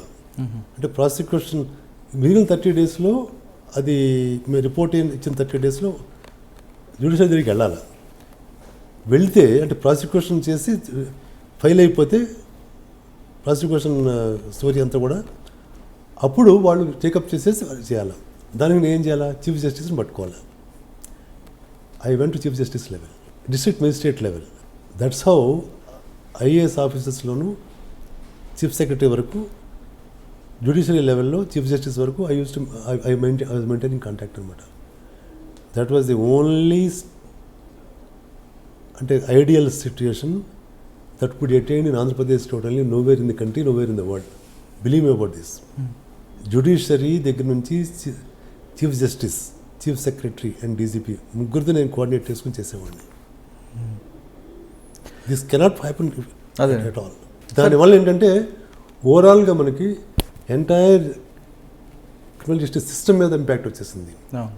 సైమిల్టేనియస్గా ఈ క్లూ స్ట్రీమ్స్ పెట్టడం వలన దెన్ మౌన సాక్ష్యం ఒక సినిమా తీసాం. అంటే సినిమా అంటే ఒక డాక్యుమెంట్ ఫిల్మ్ తీసాం. అది నేను ప్రొడ్యూస్ చేశాను 1994 చేసి దూరదర్శన్ ద్వారా 2 ఛానల్స్ ద్వారా అది కంప్లీట్గా నేను చేయించాను. అది how the witness how the evidence has be protected and how the victims of crime or the inmates of an incident, property based incident కానీ వాళ్ళు ఎలా బిహేవ్ చేయాలని చూపించాలన్నమాట అండి. This has made everybody know about it అనమాట. మీరు అదొక్కటే కాకుండా ఒక సీడీ కూడా ప్రిపేర్ చేశారు. ఎఫ్ఎస్ఎల్లో ఎన్ని విభాగాలు ఉన్నాయి, ఏ విభాగం ఏం వర్క్ చేస్తుందని. సీడీ బుక్లెట్ అసలు ఇప్పుడు వాళ్ళ బుక్లెట్ 1994లో చేసిన బుక్లెట్ 2024 కూడా ఇప్పటికి కూడా అదే booklet. Not in Andhra Pradesh, entire country, not entire country. అప్పట్లో కొంతమంది ఫారెన్ డెలిగేట్స్ వచ్చారు, ఇంటర్నేషనల్ కాన్ఫరెన్స్ చేశారు 1999లో. చేసి ఫారెన్ డెలిగేట్స్ మన దగ్గర ఉన్న ఎఫ్ఎస్ఎల్లో ఉన్న ఫ్లో చార్ట్ అని, అంటే కేసు వస్తే బ్యాలిస్టిక్ సెక్షన్లో ఏ లెవెల్స్ వెళ్తుంది అది అనేది ఫ్లో చార్ట్ చేసాం. దట్ ద ఫస్ట్ ఎక్స్పెరిమెంట్ అనమాట. అంటే దీనివల్ల ఏంటంటే ఈవెన్ లోయెస్ట్ లెవెల్ ఎంప్లాయీ కూడా కేసు రాగానే ఫస్ట్ ఇక్కడ రిపీట్ చేసుకుంటాము. నెక్స్ట్ స్టెప్ ఏంటి, నెక్స్ట్ స్టెప్ ఏంటి, ఈ స్టెప్ వైజ్ మనం రాసాం అనమాట. అది ఫ్రేమ్ ఫిక్స్ చేస్తారు, ఫ్రేమ్ ఫిక్స్ చేసాం. ఆ ఫ్రేమ్లో అది ఆటోమేటిక్గా దానికి ఎవరు మ్యాన్ పవర్ కూడా పెద్దగా పట్టించుకోకలేదు. సో ఇవన్నీ ఒరిజినల్ థింకింగ్ అనమాట అది. సార్, మీరు ఎఫ్ఎస్ఎల్ను ఒక ప్యాషన్గా తీసుకొని ఏదో చేయాలి అని తపంతో మీరు ఒక లెవెల్లో తీసుకొచ్చారు. ISO 9001 అవ్వచ్చు, లేదా నేషనల్ వైడ్గా దాన్ని గుర్తింపు తీసుకొచ్చారు. కానీ అదే టైంలో ఒక చిన్న బ్లాస్ట్ జరగడం ఎఫ్ఎస్ఎల్లో, దాంతో మీకోసం వేటాడుతున్న కొంతమంది శక్తులు మీ మీద దాన్ని ఒక బూచిగా చూపించి చేశారు. అప్పుడు మీ ఫీలింగ్స్ ఏమైంది? అంటే నా కోసం వేటాడుతున్న మాటకి నేను నన్ను అంటే మిమ్మల్ని, ఎందుకంటే అప్పటి వరకు గాంధీ గారు ఒక లెవెల్లో అంటే ఈర్ష్య, అదే ప్రొఫెషనల్ జెల్సీ, ఈర్ష్య అనేది ఉంటుంది అది. సో అది ఈ కాలంలోనూ లేకుండా ఈవెన్ ఫరెన్సిక్ ల్యాబ్ వదిలేసేసేసి ట్రూత్ ల్యాబ్స్ వచ్చినా ఇవాళ నా మీద చాలా ఈర్ష్య ఉంది. ఉంటుంది, నేచురల్, అది ఉండాలిగా కూడా. నేషనల్ లెవెల్లో ఉంది ఇవాళ. ఉండాలి కూడా, ఉండాలంటే దానికి నేనేమంటానంటే ప్రపంచంలో ఎక్కడైనా సరే రాముడితో పాటు రాముడు అనేవాడు ఉంటాడు. ఉంటే రాముడు హీరో కదండి. అలా లేనిది ఏంటంటే అది దీనికి మానవత్వానికి మానవతానికి ప్రతి చోట అది ఉండి తీరుతుందని నేను నమ్మినవాడిని. అది అంటే మహాభారత రామాయణాన్ని పూర్తి అకలింపు చేసుకున్నాను. అందుకనే నేను ఇంకోటి ప్రాక్టీస్ చేశాను. ఇది ఎవరు అబ్జర్వ్ చేసి ఉండరు, బట్ నేను ఇప్పుడు చెప్తున్నాను ఫస్ట్ టైం పబ్లిక్ అనమాట. జెలసీ మేనేజ్మెంట్ అనేది నేను ఒక మేనేజ్మెంట్ టెక్నిక్ ఉపయోగించి నేను మేనేజ్ చేశాను. అది దానికి నేను ఒక ఎగ్జాంపుల్ చెప్పాలంటే, అఫ్కోర్స్ ఇవన్నీ నేను చెప్పాలనేది నాకు తెలియదు, కానీ నేను చెప్తున్నాను, బట్ డజంట్ మ్యాటర్. 1994లో విశాఖపట్నం ఆంధ్ర యూనివర్సిటీ నేను రిటర్న్ చేసి క్రిమినల్ జస్టిస్ కోర్స్ అక్కడ MA చేసిన తర్వాత దాంట్లో టీచ్ చేసేది ఏంటంటే,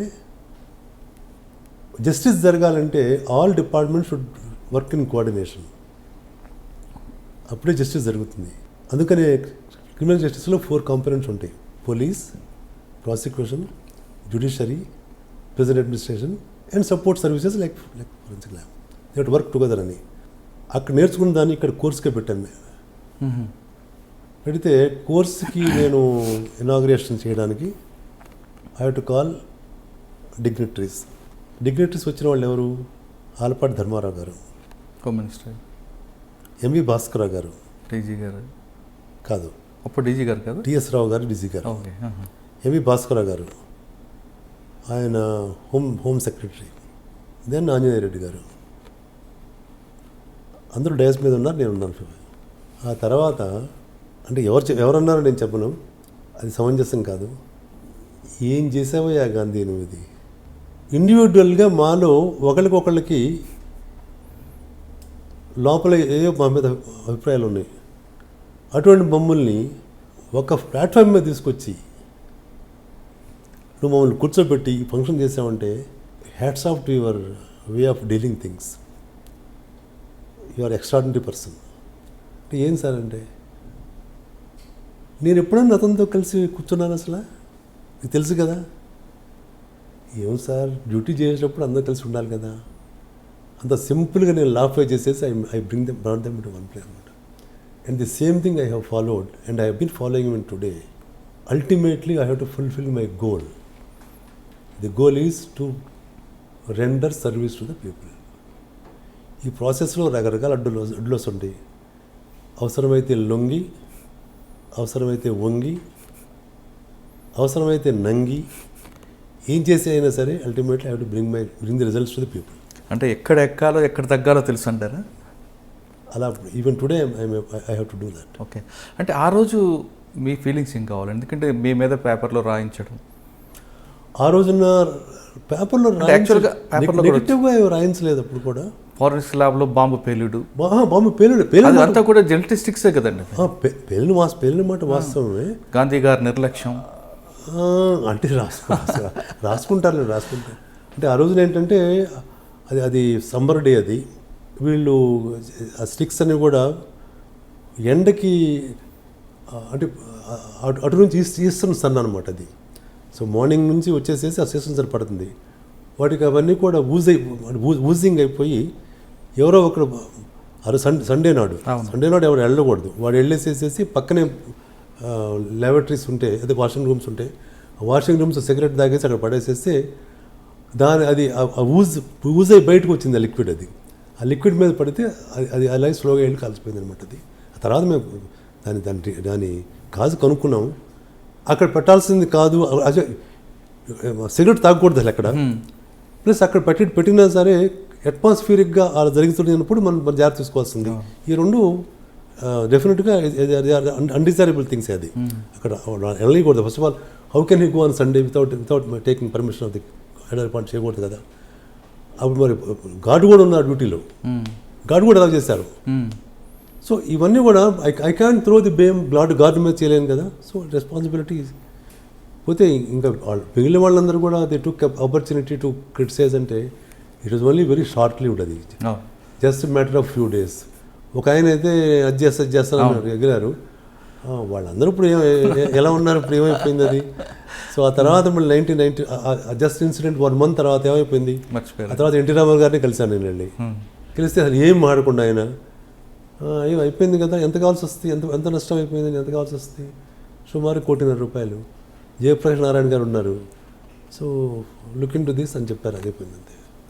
నాకు దానివల్ల ఏంటంటే ఆ పక్కన అంటే నేను నమ్మేవాడిని నార్త్ ఈస్టర్న్ సైడ్లో ఇవన్నీ పెట్టకూడదు అని పెట్టారని. సో నేను దాన్ని ఈస్టర్న్ సైడ్లో నుంచి ఎంట్రన్స్ తీసుకొచ్చేసేసి I could make it. And that's why I feel FSL is now even after my retirement also, even after many changes that have taken place, I have nothing to say against any other thing that has happened. Still FSL is maintaining certain standards which cannot be deteriorated below certain levels.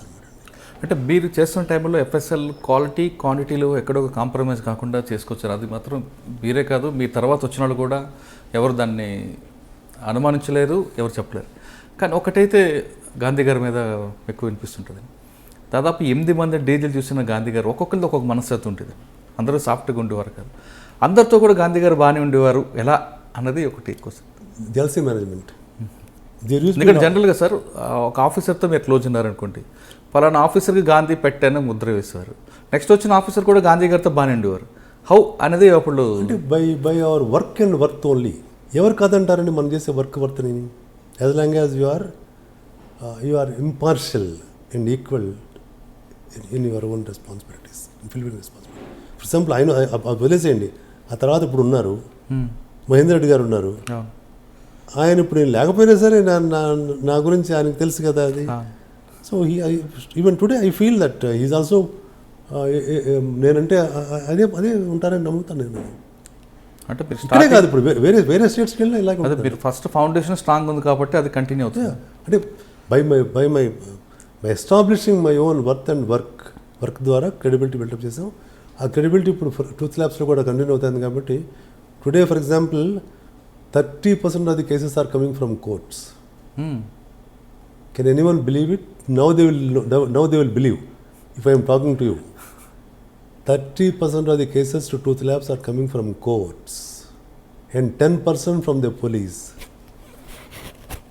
and another 30% from individuals, another 10% from banks, another 10% from insurance companies, and 20 countries, people who want to take visas, they are obtaining 10-digit fingerprint certificates from truth labs, from all the 6 branches of truth labs. మిగిలినవన్నీ కూడా corporates, MNCs. Corporates కూడా ఏంటి, fortune 500 corporates కనీసం ఒక 50 మంది మా customers. It is only because of the work. Where you are is not important. And today నన్ను 3 రాష్ట్రాలకి అడ్వైజర్కి ఎందుకు వేస్తారు అసలు? అది అడ్వైజర్ అనే పోస్ట్ అసలు ఫోరెన్సిక్ ల్యాబ్లో ఎవరికైనా ఉంటుంది? ఉండదు. ప్రపంచంలో ఎక్కడైనా ఉంటుంది అసలు? అది లేదు. Political adviser. And I'm not saying it as a matter of pride కింద చెప్పట్లేదు. Your work will be recognised by the people and the government or whoever is in power, provided you do it sincerely and honestly. And jealousies అనేవి వస్తూ ఉంటాయి, పోతుంటాయి, అది మానవ సహజం అది. బట్ దానికి వాళ్ళు జెలస్ ఫీల్ అవ్వకుండా మనమే కొంచెం వంగి ఉండాలి అంతే. ఉమ్మడి ఆంధ్రప్రదేశ్లో ఎఫ్ఎస్ఎల్ అనే ఒక ల్యాబ్ని దేశవ్యాప్తంగా గుర్తింపు తీసుకురావడంలో గాంధీ గారి కృషి అంతా ఇంతా కాదు. భావి తరాలకి కావాల్సిన ఎక్కడ సైన్స్కి సంబంధించిన ఎఫ్ఎస్ఎల్ అనేది ఒక కేర్ ఆఫ్ అడ్రస్గా మారడంలో ఆయన కృషి, ఆయన సిబ్బంది యొక్క కష్టం ఈరోజు మనకు నిలబడింది. ఎఫ్ఎస్ఎల్ అనేది కేవలం కాశ్మీర్లో కాకుండా ఆంధ్రప్రదేశ్ వైపు చూసేలా చేసిన ఆ కేసులు, ఆ కృషి ఆయనకే అంకితం. ఇక గాంధీ గారు ఎఫ్ఎస్ఎల్ ద్వారా రిటైర్ అయిన తర్వాత ట్రూత్ ల్యాబ్ అని ఒక వ్యవస్థాపకంగా ఆయన వ్యవస్థాపనలో వచ్చింది. అసలు ట్రూత్ ల్యాబ్ ఏం చేస్తున్నారు, ట్రూత్ ల్యాబ్ ఎలాంటి కేసులు వస్తున్నాయి, ట్రూత్ ల్యాబ్ వచ్చిన సర్టిఫికేటు ఎంతవరకు జెన్యూట్ ఉంది, సామాన్య ప్రజలకి దానివల్ల ఉపయోగం ఏంటి, వాటితో పాటు జినోమ్ అనే ఒక సంస్థకి ఫౌండేషన్ మేనేజింగ్ డైరెక్టర్గా ఉన్నారు గాంధీ గారు. దానివల్ల జినోమ్ అనేది భావి తరాలకు ఏ విధంగా ఉపయోగపడుతుంది, దేశవ్యాప్తంగా కాకుండా 7,000 రకాలు మాత్రమే వ్యాధులు ఉన్నాయి, అవి మన జీన్స్ను చూస్తున్నాయని అంటున్నారు. కానీ ఆ 7,000 రకాలు ప్రపంచం అన్ని దేశాలవి. కానీ భారతదేశంలో ఉన్న ప్రజలకి ఎలాంటి రోగాలు వస్తాయి, రాబోయే కాలంలో వాళ్ళు ఏ విధంగా తమ రోగాల నుంచి కాపాడుకోవచ్చు అనే దీని మీద జినోమ్ సంస్థ చేస్తున్న కృషి ఏంటనే విషయాల్ని ఇప్పటివరకు గాంధీ గారు ఇంటర్వ్యూ చేసాం. మరోసారి గాంధీ గారితో మరో వారాలు కలుద్దాం. అంతవరకు సెలవు. మీరు చూస్తున్నారు ఐ డ్రీమ్ న్యూస్ని. Please subscribe I dreams. For more videos, Subscribe. I dream. Please subscribe for more videos. I dream. I dream. For more videos, Subscribe, I dream. Please subscribe. Subscribe I dream channel. Do subscribe. I dream. I dream ఛానల్ని Subscribe చేయండి. Do watch I Dream.